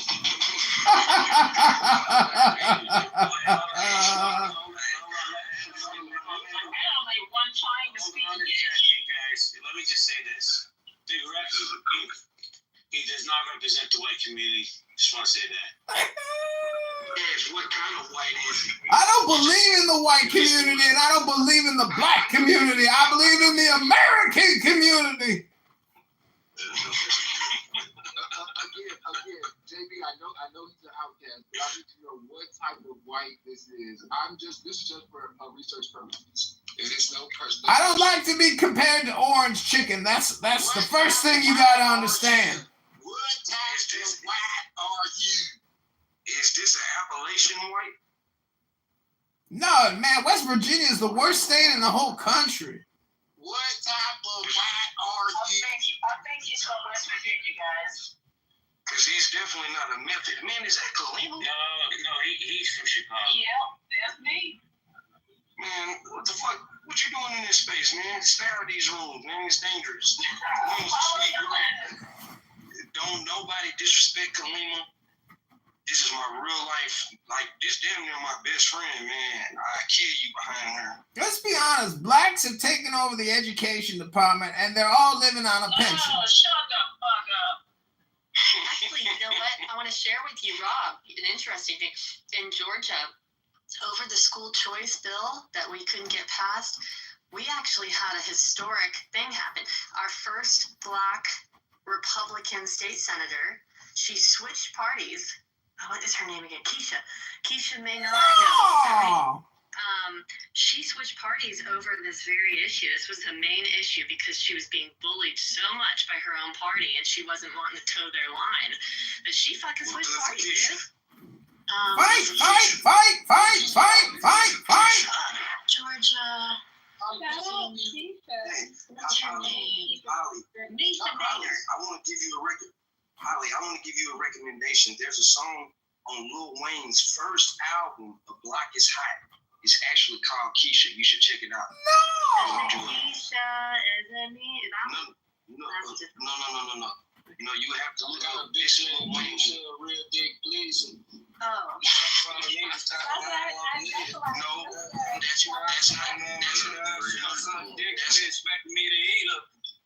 that's not what I'm talking about. This Lil Wayne when he couldn't cuss. What's up with Kanye sucking dicks and flying swastikas? Where's that at again, Holly? Fulton County in Georgia. I think she's our first black. Yeah, she's our first black Republican woman. Okay, so maybe we've had. All right, so she's the first black Republican woman. Anyway, she's America talking. took a lot of balls. No, she was a Georgia state representative. First black, well, we got basically 8 black mayors in the state of Indiana, and one of them is a Republican in Marion County. Wow. Yeah, she's short. Marion County is Indianapolis. Is Marion County Indianapolis? Town, yes. But she the one that was in the bikini and stuff like that, trying to get votes. Misha? I don't think so. I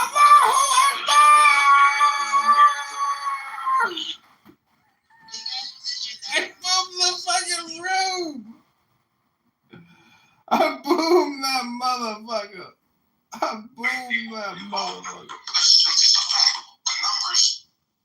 Right. So, but you're right. So now, we laid that out in the long term, right? Determinism.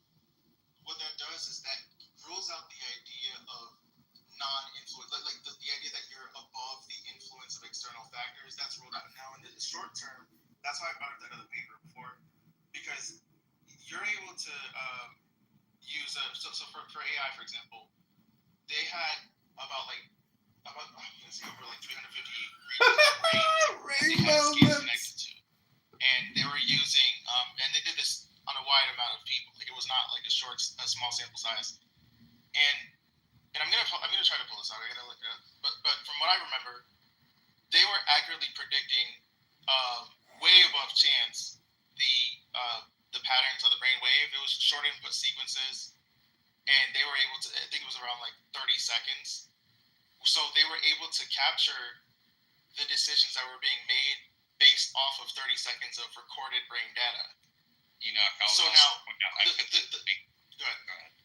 I was going to say, just put a link. I couldn't find the paper, but I did link a Scientific American article published last month where they were arguing that those studies weren't really conclusive because they were dealing with minor, insignificant decisions like hitting a button versus like really consequential, deeply thought out decisions people typically think of with free will. I brought up that. So people use that inconsequential word, and I'll look at the rebuttal just because I don't want to tear down a rebuttal I haven't read yet.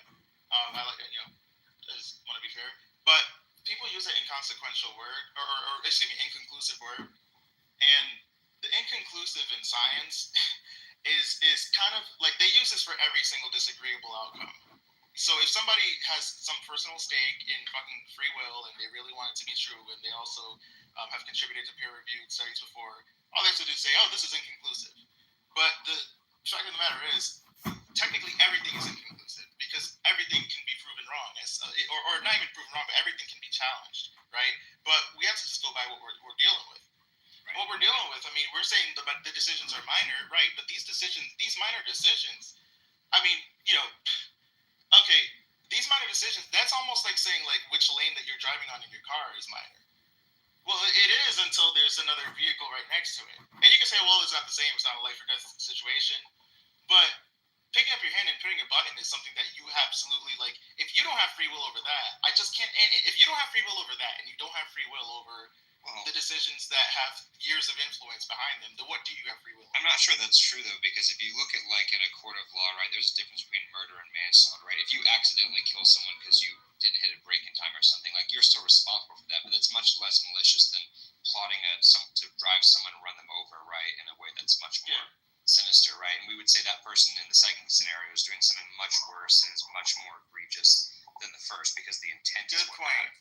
So I like that you said that, right? Because what that explains is the amalgamate of so you basically can see how they decide what makes a person a danger to society. It's not necessarily the, miscalculations or, mistakes that they make in the very short term, or in the moment, but it's also what that person's long-term influences are.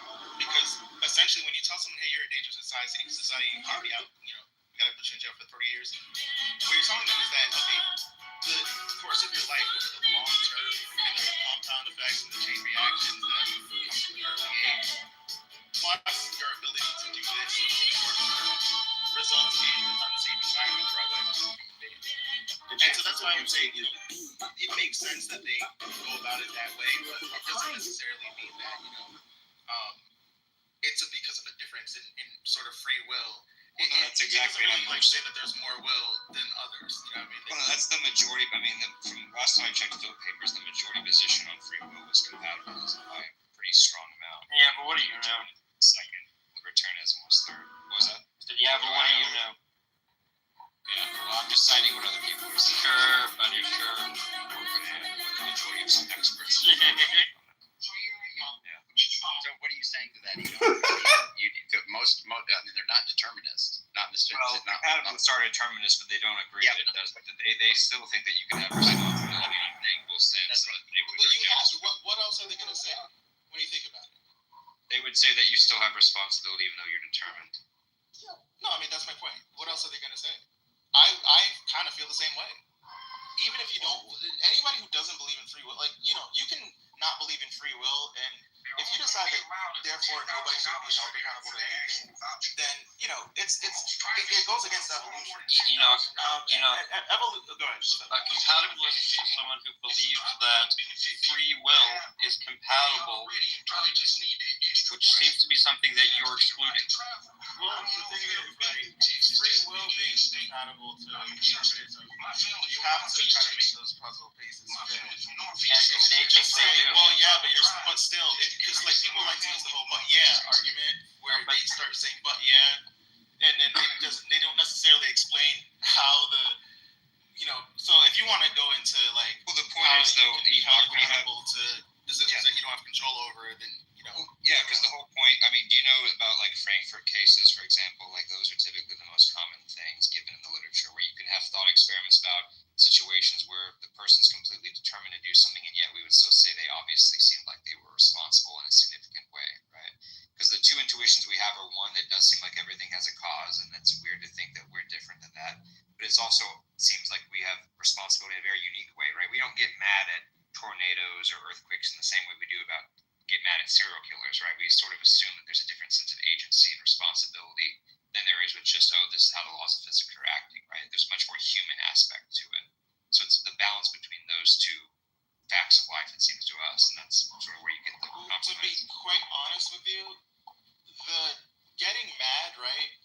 And this is not, I'm not trying to pick apart what you said, but I actually do think there's a interesting thing to look at, the concept of anger even, or punishment responses.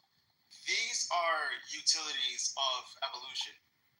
So we have like basically all of our behavior, or most of it, I'll say, you know, I'll give outliers. I don't really want to just be too, you know, I don't want to use too many absolutes, but what you see in conventional human behavior is a method of information trying to continue to have itself carry on into the next generation.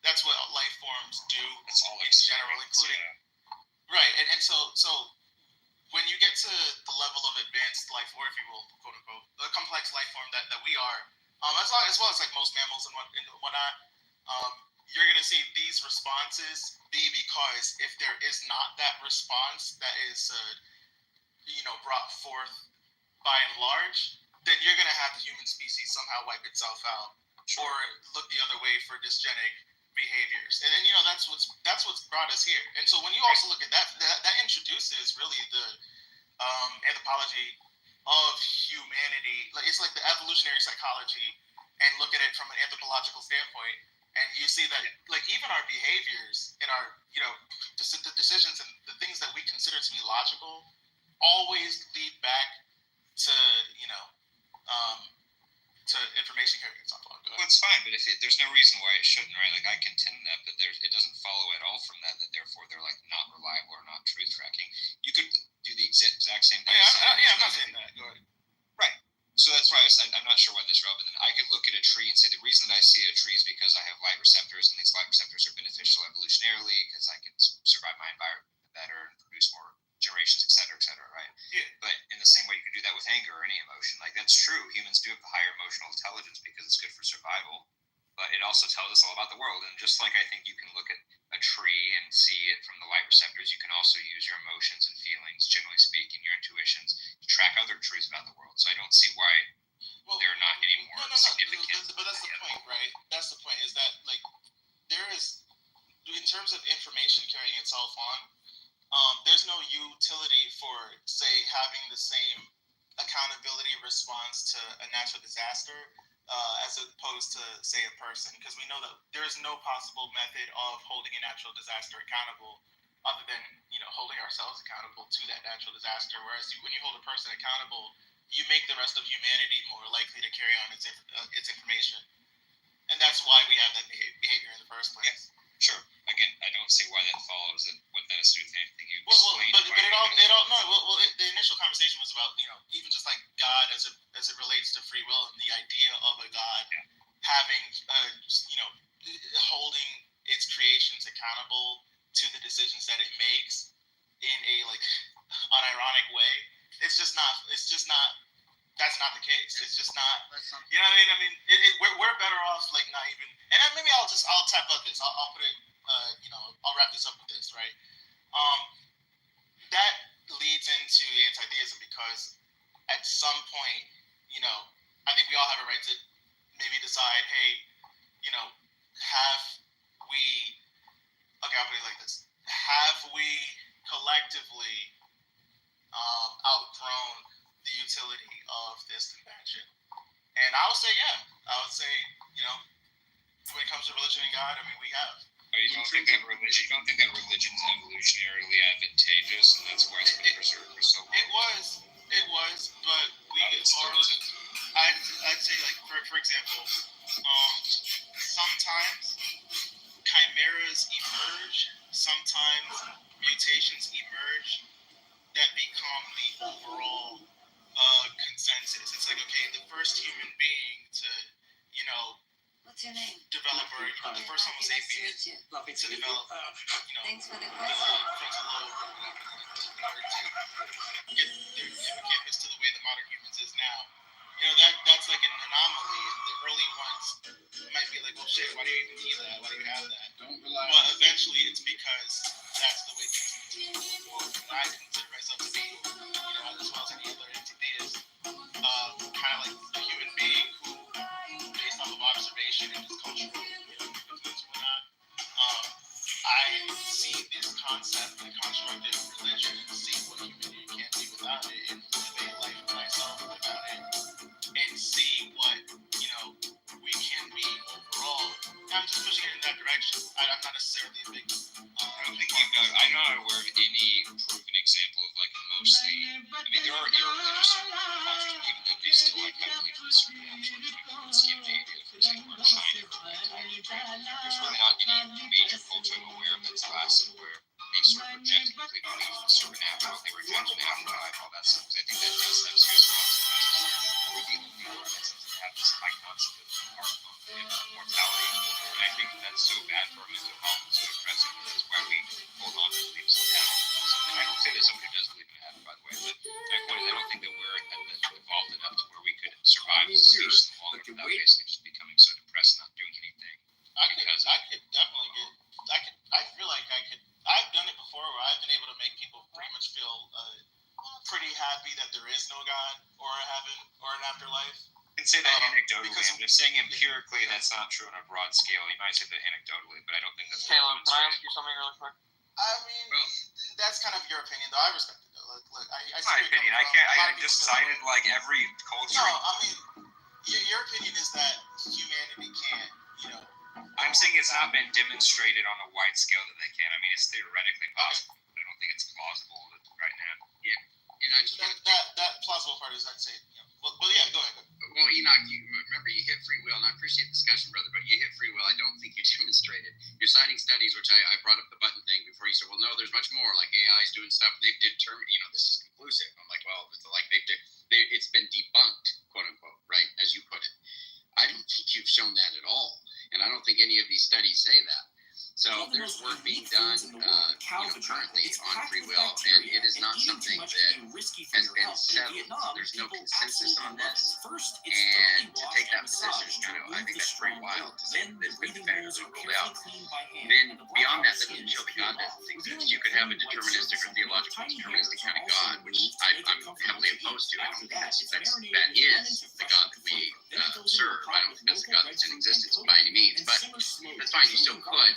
And then further, this religious thing, I agree with all the points that Caleb said, but beyond that, the not extrinsic, but intrinsic religiosity has certainly yielded good results. You can look at, and there's just all these markers that they have looked at. And people have done a lot of work, but some meta-analysis will show that intrinsic religiosity is the case. It is good for societies, broadly speaking. It is good for society. So I'm just kind of say that libertarians. No, why would I say that? I just said that you have. I think libertarian free will is straightforwardly true. So like, wow, that's really your point. Yeah, well, I'm just trying to. Well, hold on, Abe, just real quick. I want you to, but I just want to hear what Enoch is trying to say about libertarian free will. Why he said it's been quote debunked unquote. Well, well, the thing is, right? If you want to get like full blown scientific method about it, then sure, right? Technically, nothing's really debunked. But I mean, you really haven't presented anything that even supports free will, other than hey, I'm talking right now because I chose to, which is what everybody does. But when I tell you that hey, that decision, that impulse has been generated in your brain, before you've actually experienced that impulse yourself, then I'm not sure, I'm not really sure what else you want to see other than a peer-reviewed scientific paper that has everybody agreeing without question that is, that free will doesn't exist. I mean, then that doesn't exist. Hold on, Abe. And you choose me as your Pokeball. Hold on real quick, Abe. Everybody agreeing without question that free will doesn't exist? Are you kidding me, my friend? That's a crazy claim. No, I'm saying, is that what you're looking for? I mean, what exactly are you looking for in terms of... I'm just saying, no. What I'm saying is if you get a broad consensus that free will is impossible, that it's been debunked, okay, cool, let's talk about that. But that's not what you have. You have different studies showing different things where they can map out the brain and say, okay, your decision looks like it could be, there's some kind of pattern in the brain. It looks like this was the pattern, and this is how many So seconds what does quantum mechanics play this, by the way? Because on the quantum level, you really can't account for like perturbations and different fluctuations that you wouldn't be able to measure in an MRI if that could be happening, right? So I think pure determinism on the physical level is pretty much widely rejected now. Yeah, so you have to again, the burden of proof is now on that. It's unlikely that there's quantum effects that affect the indeterminacy or determinacy of the brain. The brain's too wet and macroscopic of an environment. But that's very much so besides the point. If Abe wants to ask Andrew a question, or if you guys want to keep going, I'll shut up. But I do want to ask Caleb a question at some point. Yeah, thank you. Abe can go, and then I'll go after Mel, you after. Yeah. So, thank you, guys. Andrew, it's just two things because you've been in the room for a while. We got sidetracked when you were talking to who was it? Johnny. I was gonna guess me. Yeah, thank you, Johnny. So it was just that Johnny was just making a very simple point, right? He was just saying that you're making a claim that God exists. You have the burden of proof. And then you kind of moved the conversation. Yeah, it wasn't what he's saying respectfully. What he's saying is I'm just saying what... No, he had a challenge for all believers, people he hasn't even met yet. So it doesn't have to do with their claim. They can believe, but he doesn't have to know that. The challenge is if you believe, you should be able to demonstrate it. Demonstrate to God. That doesn't follow.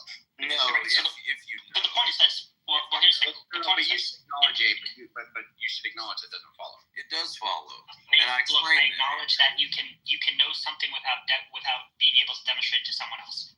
But the difference is, if you can't demonstrate it to someone else, you have to answer a very specific question, which is, how did you come upon that knowledge? And the analogy you gave when you saw your grandmother dying on the bed, it's pretty obvious how you came upon that knowledge. You can point to that experience, right? Hold on, Andrew, listen, we have a room full of people here. And if I asked you, how do you know God exists, you're just going to say, God revealed it to me. Yeah.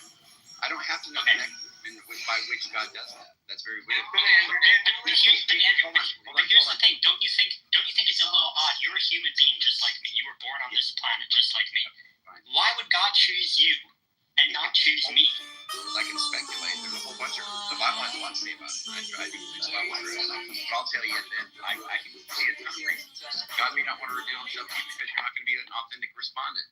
You may just provide God. But don't you see how those are all ad hoc? These are all post hoc explanations. These are not ad hoc because I didn't create them. They're biblical. And now so the Bible is ad hoc. No, the Bible's not ad hoc. Of course it is. Ad hoc is just creating something like to apply to the situation at the time. I'm not doing that. That's what it's doing. When somebody believes in a God, they claim God revealed it to them. But when someone doesn't believe in a God, they say, "Oh, there must be a reason why you don't believe." Not maybe there's no God. But Abe, it's very simple. If God exists, obviously, His rhyme and reason is not mine. I don't have will, or I can't control God. But look what you're doing, though. I understand you can't control God. But in this whole conversation, you're using God as a bulletproof shield to shield yourself from your epistemological duties. Not at all. Look, That's what it looks like. If God exists, it's just real simple. It's just like you guys should be able to walk through this. It should be very easy. If God exists, He can reveal Himself to you. You know He exists, and you're not be able to show anybody anything. Okay, but then in that case, then you can't expect anyone to take you seriously, even if you're right. To me. Come with Apollo in bridal dress, shepherdess and pythoness. Come with Artemis, silken shop, and wash thy white thigh, beautiful God, in the moon of the woods, on the marble mount, thy dimpled door of the amber fount. Dip the purple of passion prayer in the crimson shrine, the starlit snare, the soul that startled in the eyes of blue, to watch thy wantonness weeping through the tangled grove, the gnarled ball of the living tree that is spirit and soul and body and brain. Come over the sea, your pan, devil or God, to me, my man. Come with trumpet sounding shrill over the hill, come with drums low muttering from the over.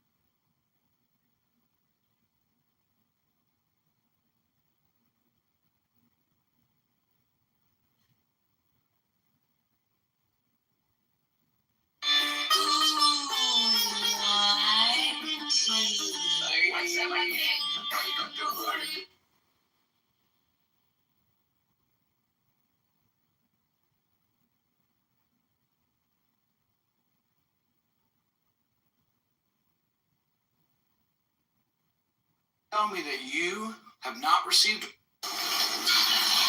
Tell me that you.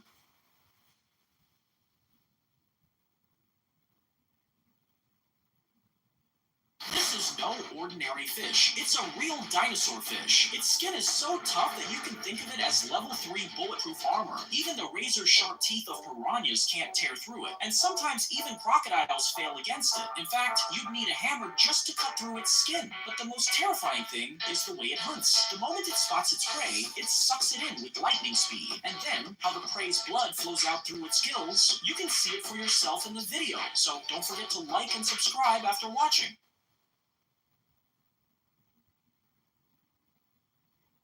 Over the sea, to me. Come with Apollo in bridal dress, shepherdess and pythoness. Come with Artemis, silken shod.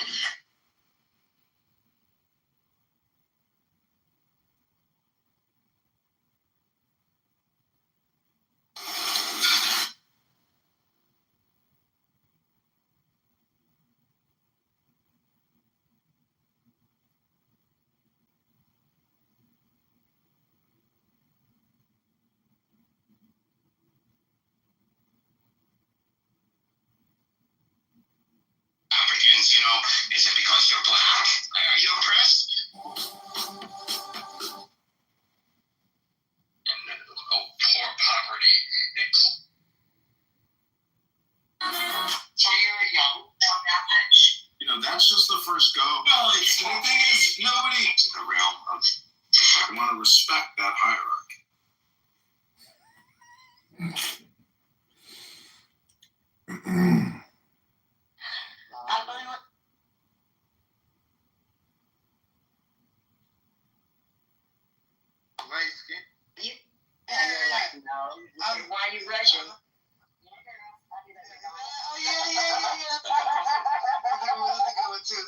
too. Welcome back, Dr. Sasha, to another episode of Low IQ Dumb People that talk about nothing and waste all the time on Monday Night Live. Hello? Whatever he wants to be about. Look at my PTR. Read the paper on my PTR. I think that's Morty from Rick and Morty. Oh no. No, I love Morty. Big one. Okay, let me ground the room for a second.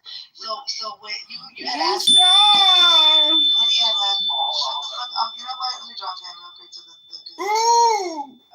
Okay, well then go ahead. Like I can fuck with you, but damn, just chill for a second. So me and Honey were talking before she left. We were talking about the Simpsons. Remember, Honey, I was telling you how she had that petri dish experiment? Yes. Okay, so now Captain is familiar with Rick and Morty. So you're familiar with the episodes, right? You watch it, Captain? Yeah, no, I love it. Yeah, okay, me too. So remember the episode when no, I'm giving you a reference. You'll recognize it if you do, if you don't. When Rick and Morty, they had a battery that Rick had invented for civilization, right? No, I'm lying. Rick Sanchez had a battery for his spaceship. No. Rick Sanchez had a battery that he needed for his spaceship, right? So he created like a civilization that he enslaved them to just work and live life just to power his battery, like as a charger type thing. It was funny, but he was their god, right? And so whatever he said, they would follow his doctrine and whatever. And it was similar to what The Simpsons did with Lisa's Halloween episode, where she was the petri dish's god, remember? And then the civilization had evolved so fast that they created like some spaceships to go attack Bart, because Bart was the devil to them, because he was attacking Lisa because he was always picking on her. So the civilization in the petri dish decided that was the devil, and that they were gonna attack him because he keeps attacking their god. And so that's what I was trying to explain to you guys, that how do we know we're not sitting in a petri dish? Or like, what was your analogy, Honey? That's awesome. She's like, shit. Yeah. You're on fire, Wendy. What do you mean? Sorry, I was away from my phone in the one other side of the house. I had run back in here. So what I was saying is, now you gotta fucking run, feel like it to one person. I was muted, man. I left my phone in the bedroom. And You know what you need to have your people install? One of those fucking walking escalators. You know they have at the airport, so you ain't even gotta run. You can just chill out, like, bro, I'm on my way to the side. Like, see your people in front. Like, one of you, I'm going to the airport now, bro. Let's hit the airport. Like, give me a scooter. I'm going to give me a scooter. I'm going to be running over dogs and cats and shit. Yeah, we're getting this. You know what I'm saying? But I don't know how that's gonna work, because it's gonna crash the shit. That walking escalator might work. Okay, so what I was saying is, with Elon Musk, he keeps talking about going to Mars, right? So what if we are under a firmament and we can't get out of this place? We're locked in, first of all, and Mars is not actually a planet, but it's another continent that's hidden from us. Okay, so let me finish. You know, so what if, another option. let me land this. You know what I mean? Like, you know what I mean, honey? We could also just stop ruining this fucking planet. Okay, right. So if there's not an actual Mars, and Elon elects all these people to go into outer space, and then he tells them, okay, well, we're going to have to put you in stasis because it's a long travel, and we'll wake you up when you get there. Well, what if these people are being put under, and they're put in these little pods where they're being utilized for their electricity in their body to power the 15-minute cities, and then they're given virtual reality, so they think they're really living in real reality, but it's virtual, and they're being sucked. We're being psyched? I don't know.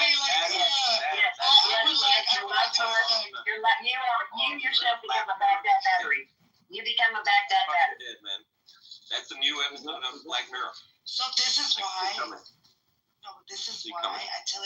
depending. I remember I said I think God is the sun. Remember I said that one day. This is why I think God is the sun, because we have this electric current, that the spark that lights our life, and that's why I believe God is still the sun is still God. Or they're hidden the sun from us now too. No, the sun is actually with the commands for God. You know what I'm saying? Shit. No, that's deep, sister. That's deep. We don't know that though. It could be all speculation, or it could all be true. And we're in a really special place in our history, right? Because we are going through the shift, bro. And so reality is fiction and fiction is reality. Like that's a fucking crazy ass. Like Bill Hicks. Bill Hicks. You guys know Bill Hicks? Truman Show, man. I do, darling. I know exactly who Bill Hicks is. Yes, I do. Yeah. Yeah. No, fuck that. But yeah, like like it's like good stuff. Like he's a genius. They try to make you know what? You were good. Christians, You're not good. the Christians always say they know the Bible, right? And I follow Jesus myself, okay? Listen. Well, wait a minute. Christians tell you that the aliens are not in the Bible, that there aren't aliens in the Bible, but they don't even know their own book. Because the people of Enoch, when they said we were grasshoppers in their sight, those were the Anunnaki.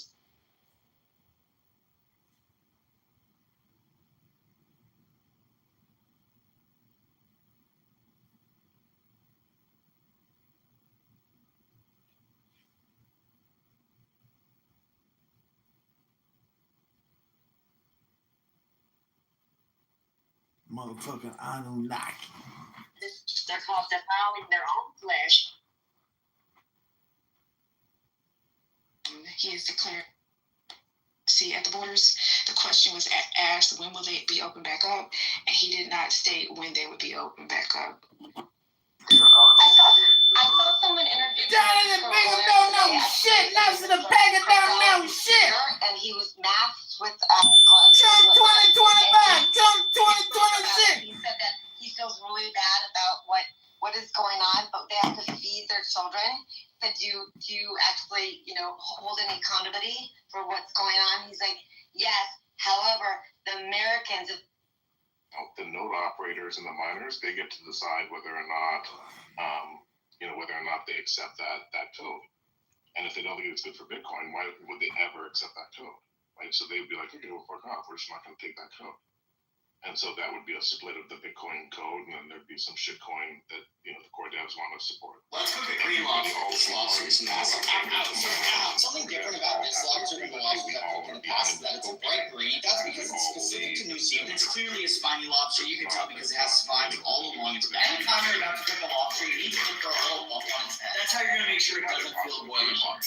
Whenever you're cooking seafood, you want to make sure your water is saltier than the ocean. I just so happen to be almost out of salt, but you want to use a lot more on this. Anytime your lobster is too big for the pot, which I'm looking at it, and it just, it's way too big, you're going to want to take his knuckles off. And there's actually a lot of meat in the knuckles, too, so this is perfect. They're really spiky, so I'm using a towel.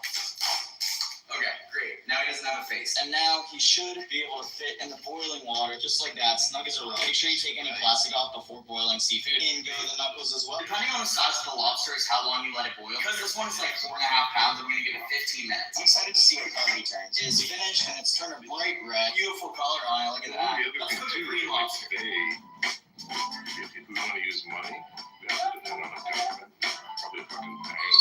You gotta take fees, go take your own fucking money out of the fucking machine. You gotta get the bank money for that. And why?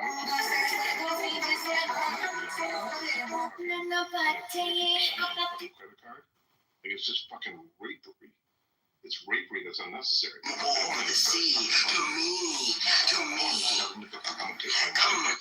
Bitcoin's like, fuck you. You can't take my fucking money. You can't come and say, oh, the court said this, or you owe this in taxes, let me come and garnish it. No, fuck you. You can't fucking touch my money. There's no third party. I can send $1 million to someone in fucking Russia tomorrow and handle. Let's go hoisting the vacuum balloons now. Yeah, that's right.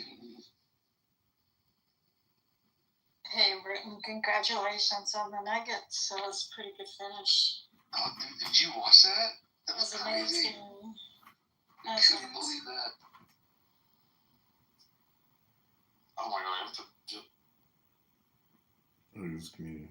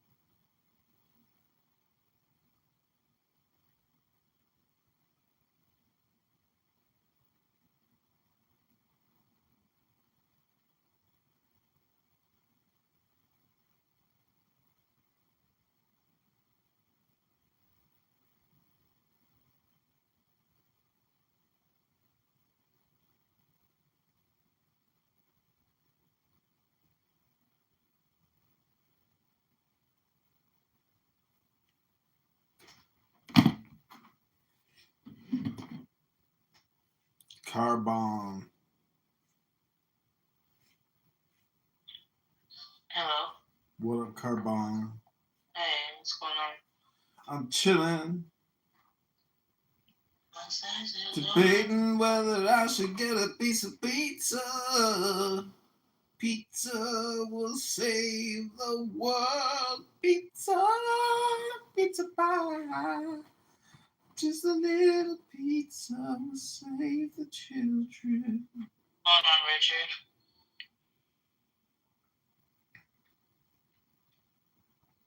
What's on your mind for this morning? Should I get some pizza?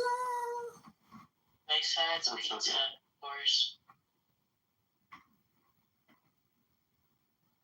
Yo, my boy, as like an atheist trying to say atheism is true and that matters. But you're more than welcome to understand my position if you're confused. Well, I am confused. The part that confuses me is you seem to say, I'm trying to put two things together, right? So you seemed to say earlier that the reason, Jimmy, we know your claims about God having revealed himself and unbelievers are, to quote Paul, suppressing the truth and unrighteousness and all that, blah, blah. The reason we know that that's not true is because atheists live perfectly functional lives. They can make sense of their everyday life. They don't need to refer to God. They don't appeal to him. They don't experience him or feel anything about him. They're doing perfectly well on their own. So, Jimmy, what you said is wrong, right? That's effectively what I take you to have said earlier.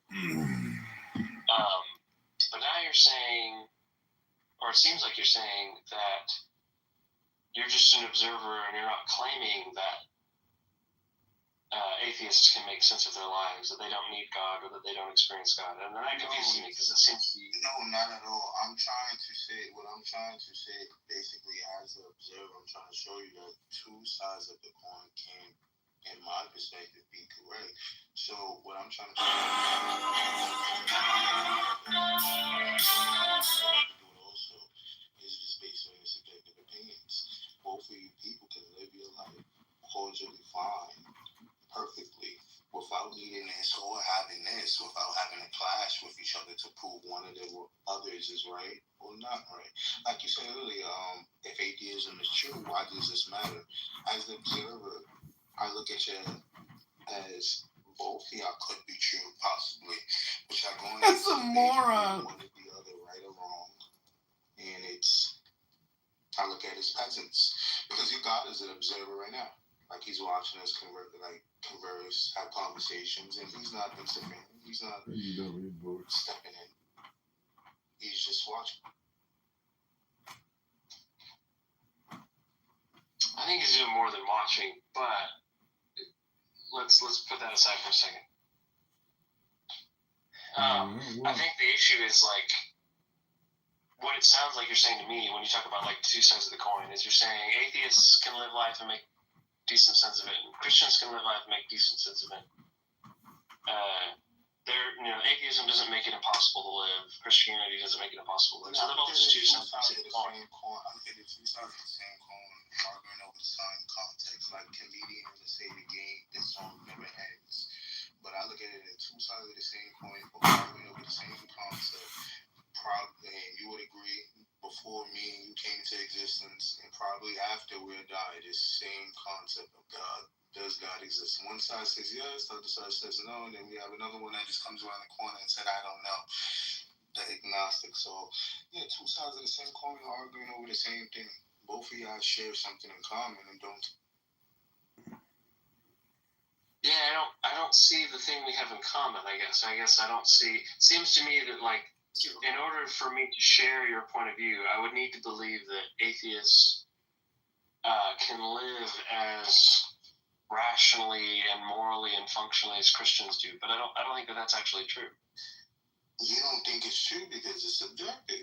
That's what you feel like. Just like when I was speaking to atheists, he said believers like yourself, God believers, and Grovius might agree with this, that it's harmful for theology's religion, preaching this in schools and bringing this into the laws, forcing people to be in. And I hope every day, wake up every day and pray that he died. Oh, you don't mean that. Absolutely.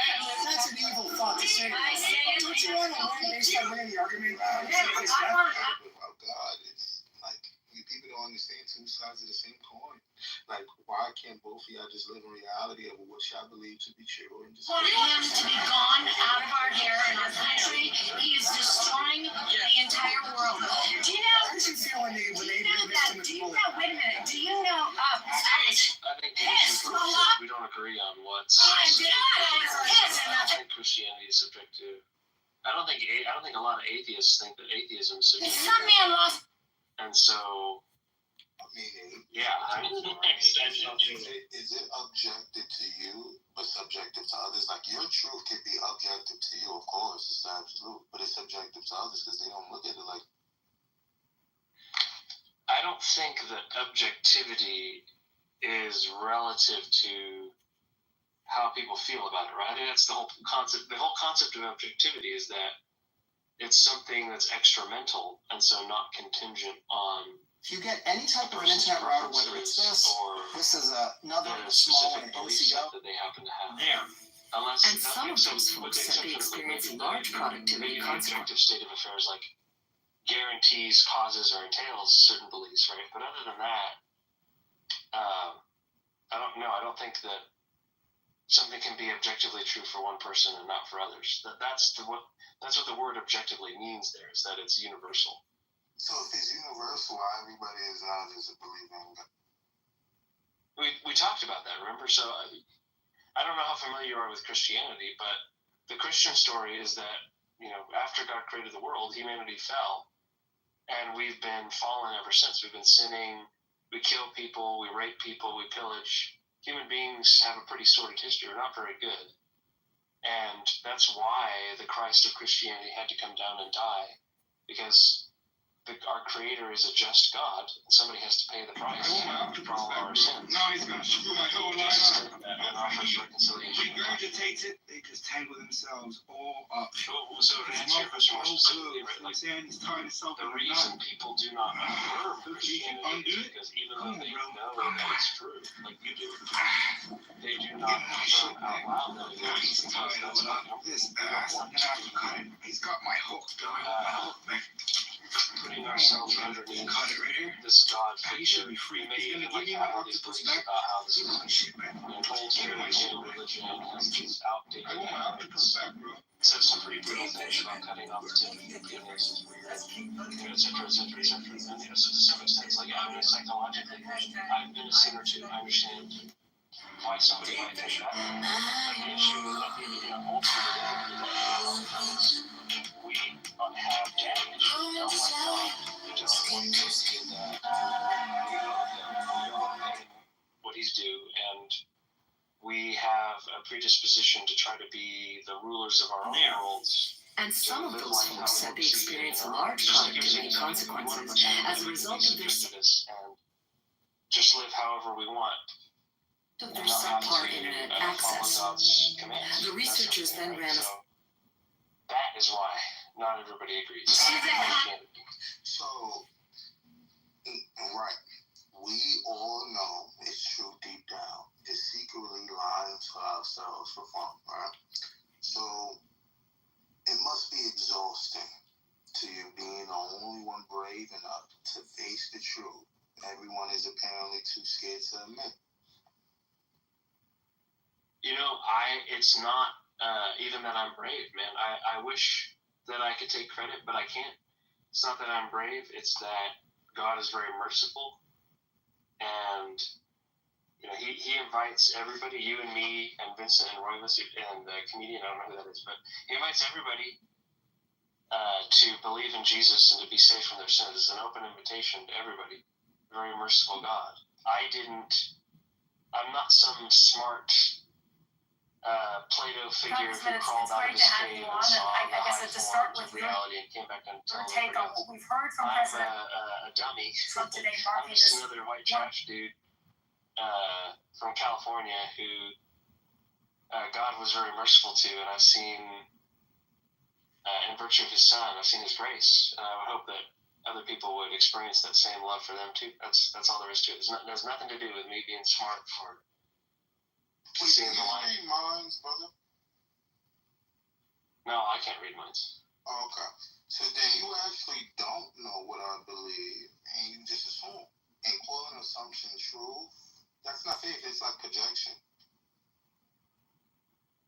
See, all right. So this is what I was saying earlier. So there's like two things I want to say. So one is, I'm not claiming to read your mind, but it's God's testimony in Scripture as to what everybody believes, right? So you got to take it up with Him. If you disagree with Paul in Romans 1, if you disagree with Job in Job 28, disagree with David in Psalm 19, and if you disagree with them, that's it's not up to me why to disagree or argue. I'm just showing you it's just based on your subjective opinion and just making assumptions. You get what I mean? So this is like somebody else could just come with a different interpretation and just tell me something different, and then I'm just looking at them like, okay, you get what I mean? So it's just all based on how you feel at the end of the day. The song that never ends. I agree.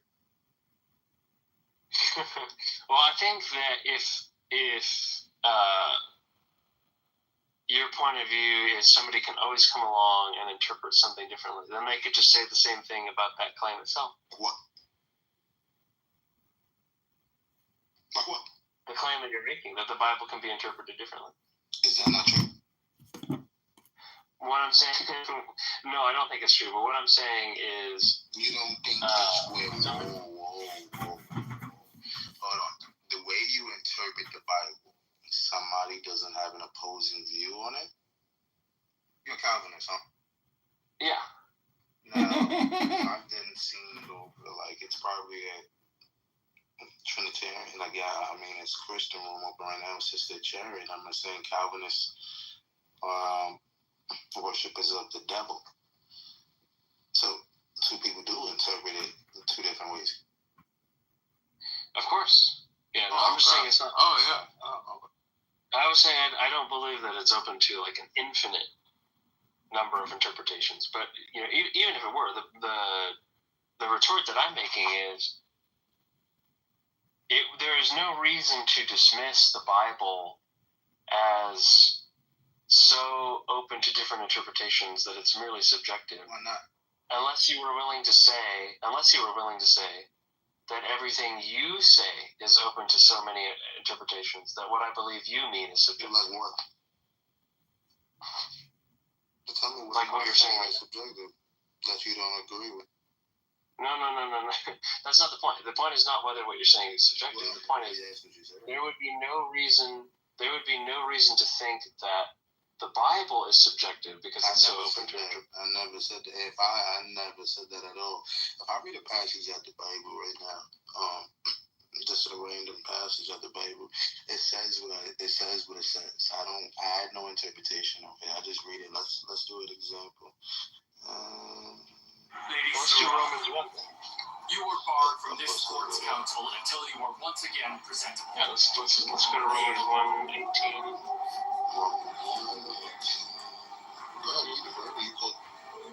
Sure, 1 second. Alright. For the wrath of God is revealed from heaven against all ungodliness and unrighteousness of men, who suppress the truth and unrighteousness, because that which is known about God is evident within them. For God made it evident to them. For since the creation of the world, His invisible attributes, both His eternal power and divine nature, have been clearly seen, being understood through what has been made, so that they are without excuse.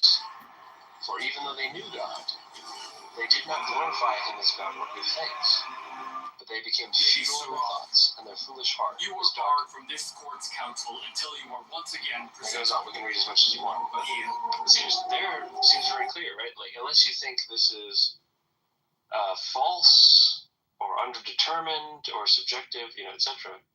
This very clearly teaches that sinful men are the recipients of God's revelation. Right there, subjective. Right there, what you just did. Right there, what you just did. Right there, what you just did, prove my point right there. Right there, what you just did right there is absolutely subjective. If I read it, like you just read the scripture plain out, leave it like that. It said what it said. Once you give me your interpretation of what you feel it to be saying, that's when it opens somebody to come with a different view to challenge you of what you're saying. At that given moment, it's irrelevant. Like what you're saying makes no point. I'm not saying I disagree or agree with it. I'm just showing you as the observer right there at that given moment. It becomes something the Bible is saying what it's saying. Nobody disagrees with it. It's saying once you have your interpretation of what you feel it's saying, it actually becomes I don't see where it's true because you've done the thing.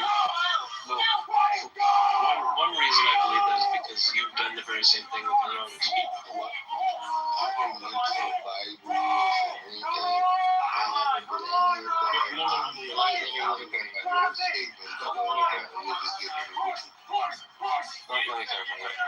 You have said things, and then you followed up by clarifying what you said meant, right? Just the same way that I just quoted the Bible and then clarified what it meant. So clarifying what something, so clarifying what something means is just subjective. Then much of what you have had to say in this conversation would have just been ruled out as subjective. You can make your dreams come true. My personal question to you is why not? And try to challenge me.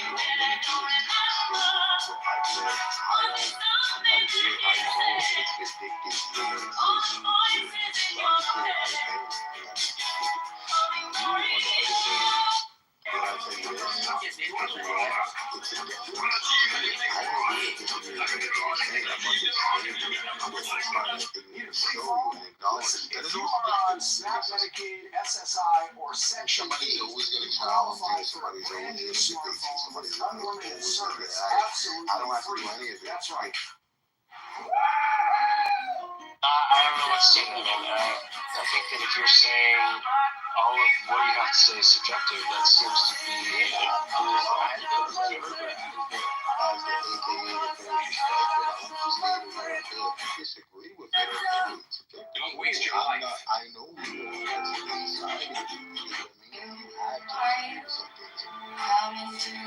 What if you just met somebody who was everything I think is absolutely subjectively true? They would just say that. Once you relate the taxes, No. That's not what I'm saying. Say maybe. Talking. Oh, I thought this was Say a person like me, just think something, and they think whatever they're thinking is just actually true. Like they're always saying it's objectively true. Like what if you say to that person? Say they have the belief that everything they think is actually true in the world. If everything they think is actually true in the world, Life has strange ways. It's an objective thought. Is it objective to you? It's objective to us.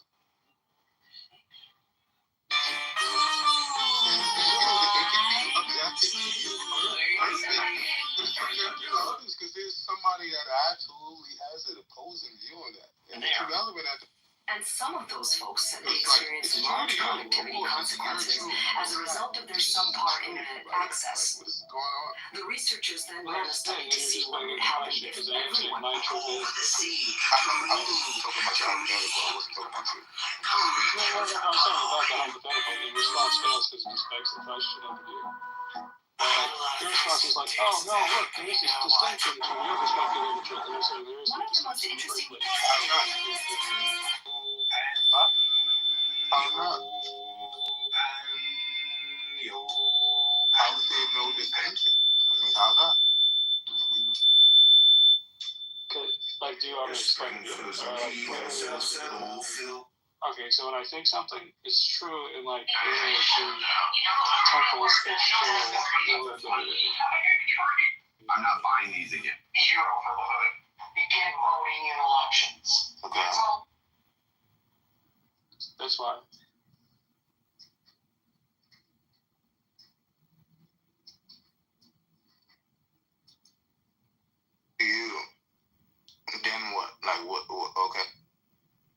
obviously a stupid view, but the point just goes to say, like, I agree with you. Like, from our belief, like, from the standpoint of somebody else. He approached the Emperor with an offer, a cannon bigger than any weapon the world had ever seen. You see, he claimed he was a skilled engineer, and his new cannon would help defend the city of Constantinople against the Ottoman forces. But Emperor Constantine turned him down, saying he couldn't afford to pay for it. Frustrated by this rejection, Orban turned to the enemy instead, offering to do the same for the Ottoman Sultan, Mehmed II. The Sultan agreed, and Orban got to work. He built the basilica, a cannon so massive it took 60. Your response to Jimmy just to pull it. It stretched 27 feet long and could fire a 1,500-pound stone over a mile. It began. Orban's masterpiece, along with the other artillery he designed, hammered the walls of Constantinople day after day, until finally a breach was made. The Ottoman forces stormed inside the city, and with them, the 1,000-year-old Byzantine Empire came to an end. It never ends. I just wonder if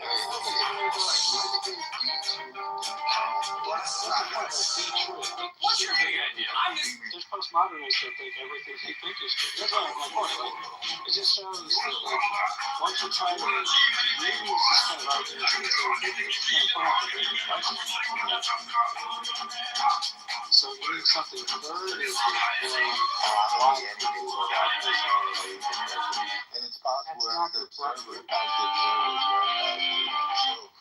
you know that something delusional, that you actually know that everything is subjective. I don't understand why. What's the delusion? What's the delusional aspect of this? It's not subjective to you, but you know it's subjective to other people. Right, this is you saying like it's lost. It's fine. I never said that was false. As the observer, I would never say it's not. That's my point. I know that. I think that example just is whether it's like, oh, it's like what you're saying is like it's false. Because it's like, you're not say it verbally like, you know, that way, but you say it by implication.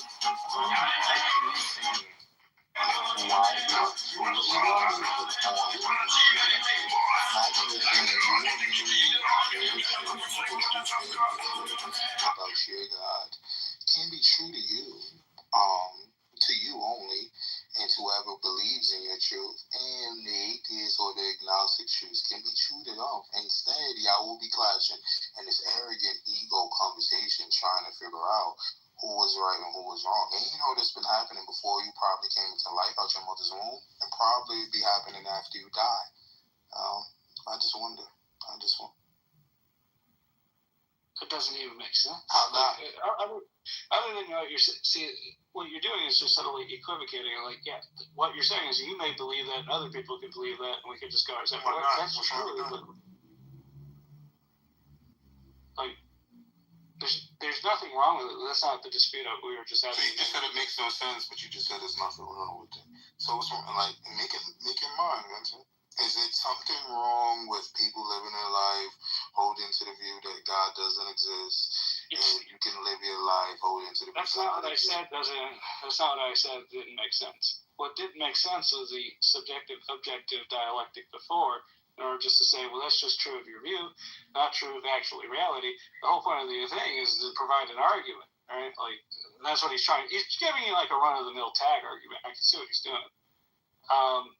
So when you say it's subjective to you because you believe it, that's not that's just not a correct way to go about the matter. That's what I'm saying is incoherent.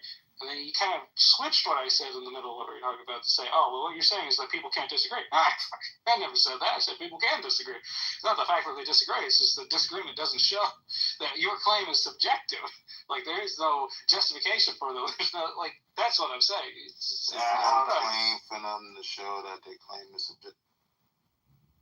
There's nothing for them to show, right?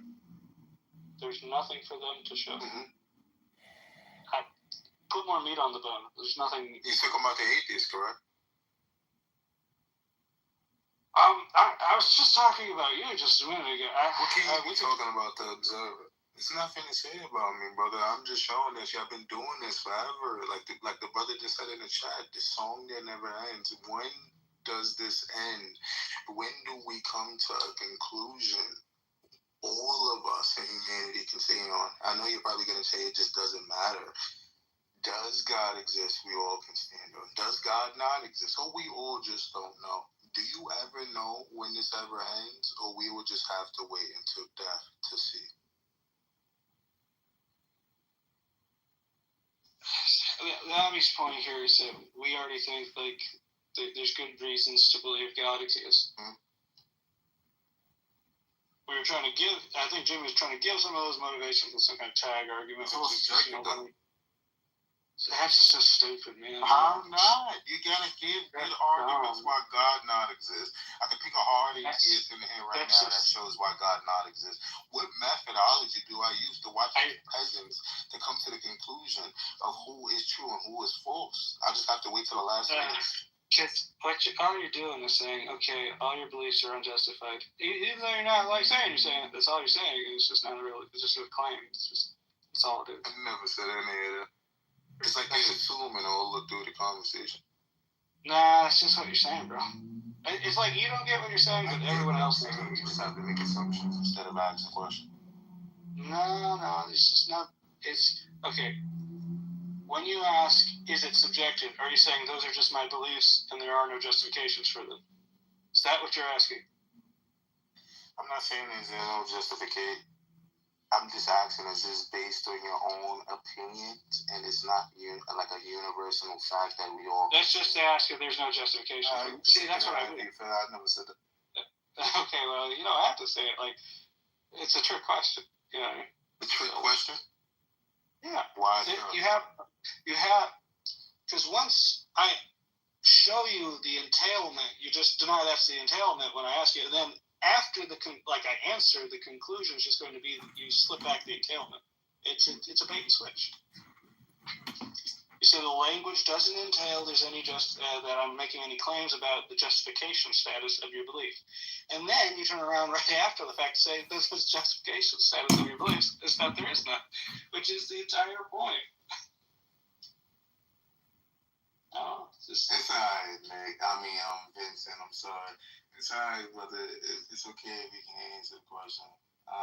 Like that, even that rhetorical thing shows you're not being honest. Because like the whole point is just like, hey, look, I hear what you're saying. I'm not. You further clarify. There's no attempt on your part because you know that's what you're doing. It's really bad. I'm not doing anything, brother. I just watch. Would you use a lobster as bait for fishing? No, it's true.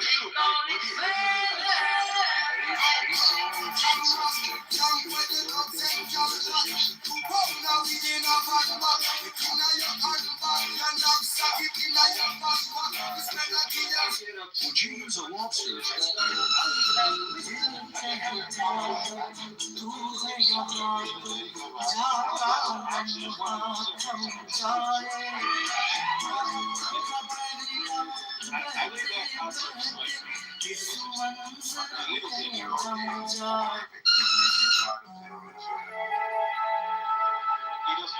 This is my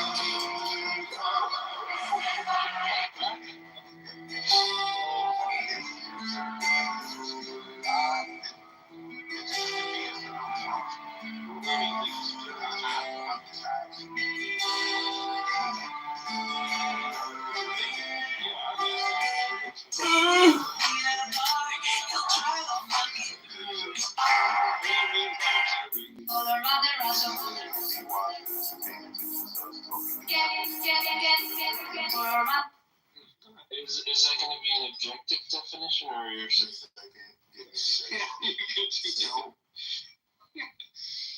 Give me a second. A person who follow events, especially political ones, closely and comments on them. A person who watches what happened but has no active part in it. Is that God right now? Does he have no active part in this conversation, but he's watching us speaking? He's not an active participant. I haven't heard him speak one time. So he's watching what happens as we're speaking right now. He's not an active participant in it. I thought that was a part of the definition of observing. Okay, perfect. So that's what I mean. I have no participant in this conversation. None of you guys know my position, and I'm just watching. We know your position, bro. What is my position? Believe in God for dummies. You guys are dumb. There's no justification. It's just your subjective belief. Yeah, you did. I never said that on my mouth in this room. Oh my God. He's doing the aqua D-dot fallacy. He's like, those explicit words do not come out of my mouth, okay? I said you're dumb shit, you believe in bullshit. But I did not say you believe you not have justification. You see, I said there's a difference. It's very important. I remember two things you said. Number one, you said that Christianity and atheism is two sides of the same coin. The other thing you said is that everything you have to present here is subjective. And on those two points alone, what you have to do is all I needed to know were those two points.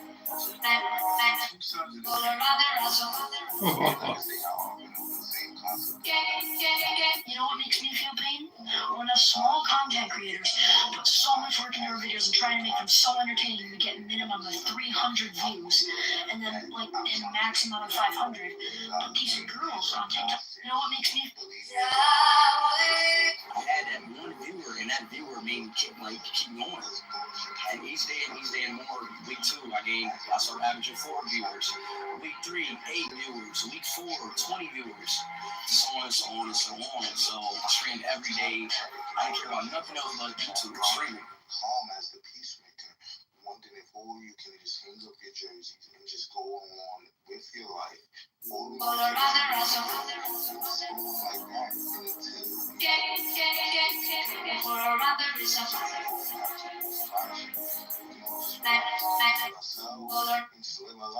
I don't look at anything which I say as bullshit. I'm just wondering, when does this end? When do you guys come to peace? That's all I want is peace. When Christ returns, that's when we come. Exactly. Exactly. So until Christ comes, no peace. Just wars, soldiers going at it with one another. Why do you so preoccupied with black peasants? Why does that matter? What do you mean it doesn't matter? I mean, if you want to sit here and go through the war and do this forever and ever until your subjective opinion of Christ coming, sure. I mean, I'll just be sitting back where your Christ is at. Just waiting to see if it ever comes. Bro, listen to my question. Death is the only. Listen to my question. Why do you care so much about this lack of peace? Why does it matter? The same reason that God gives. No, I mean, I would never put the comparison that I am your God, but at the same reason, I'm trying to wonder if you God.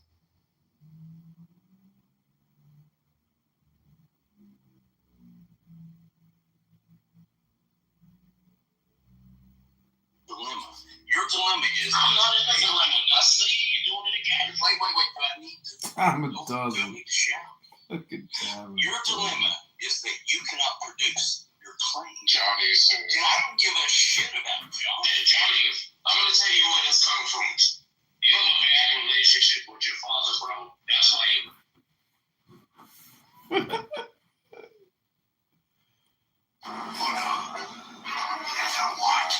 What does that mean?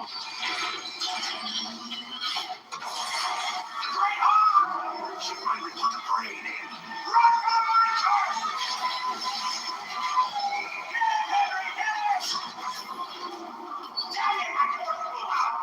Why are we stopping? We're a husky little gent. We're going to need a rich go move fast. What's that sound? My creeper farm.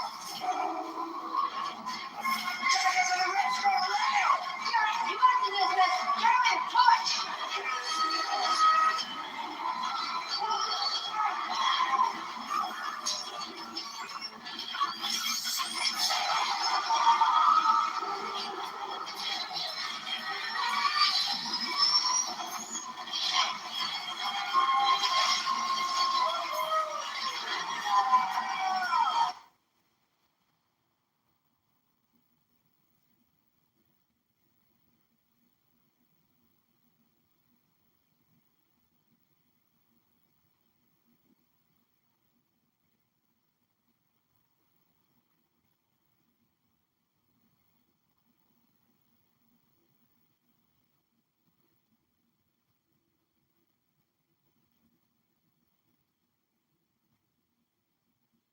believe, by God's grace,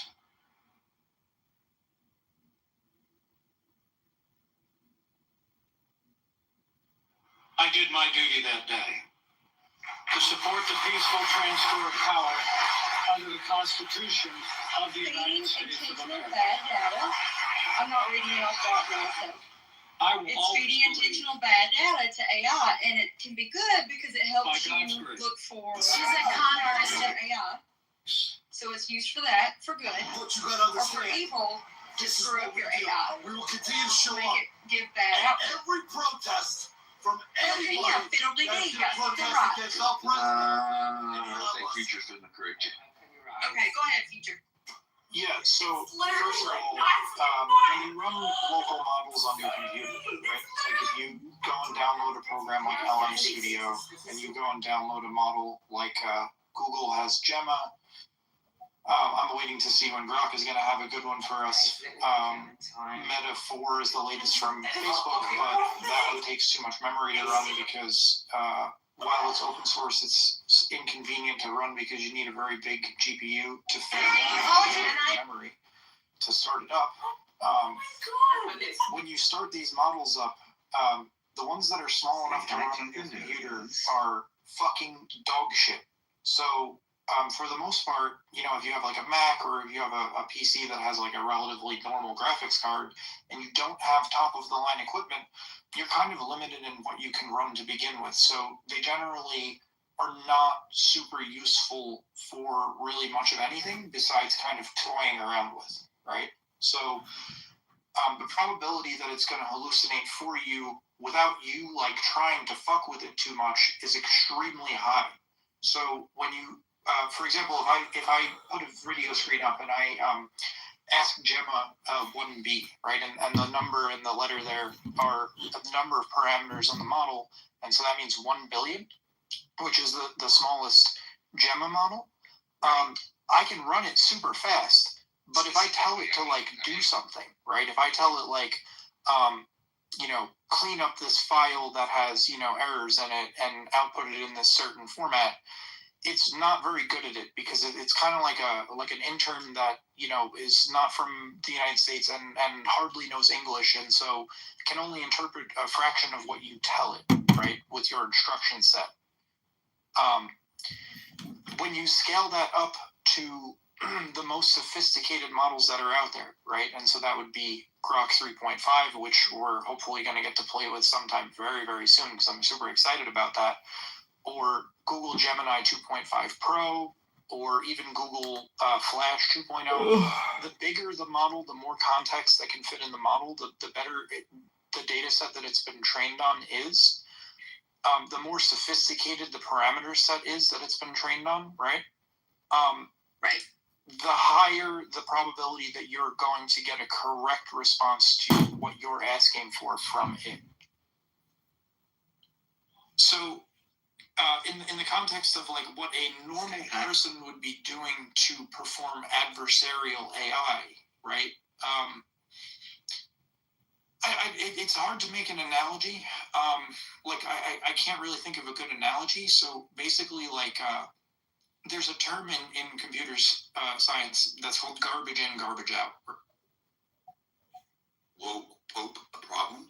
Oh, yeah, he wasn't Pope Francis. Yeah, globalist, 100%. I think the problem is people have is Trump in his office of being the president of the United States is, you know, literally going to a territory that's bad taste.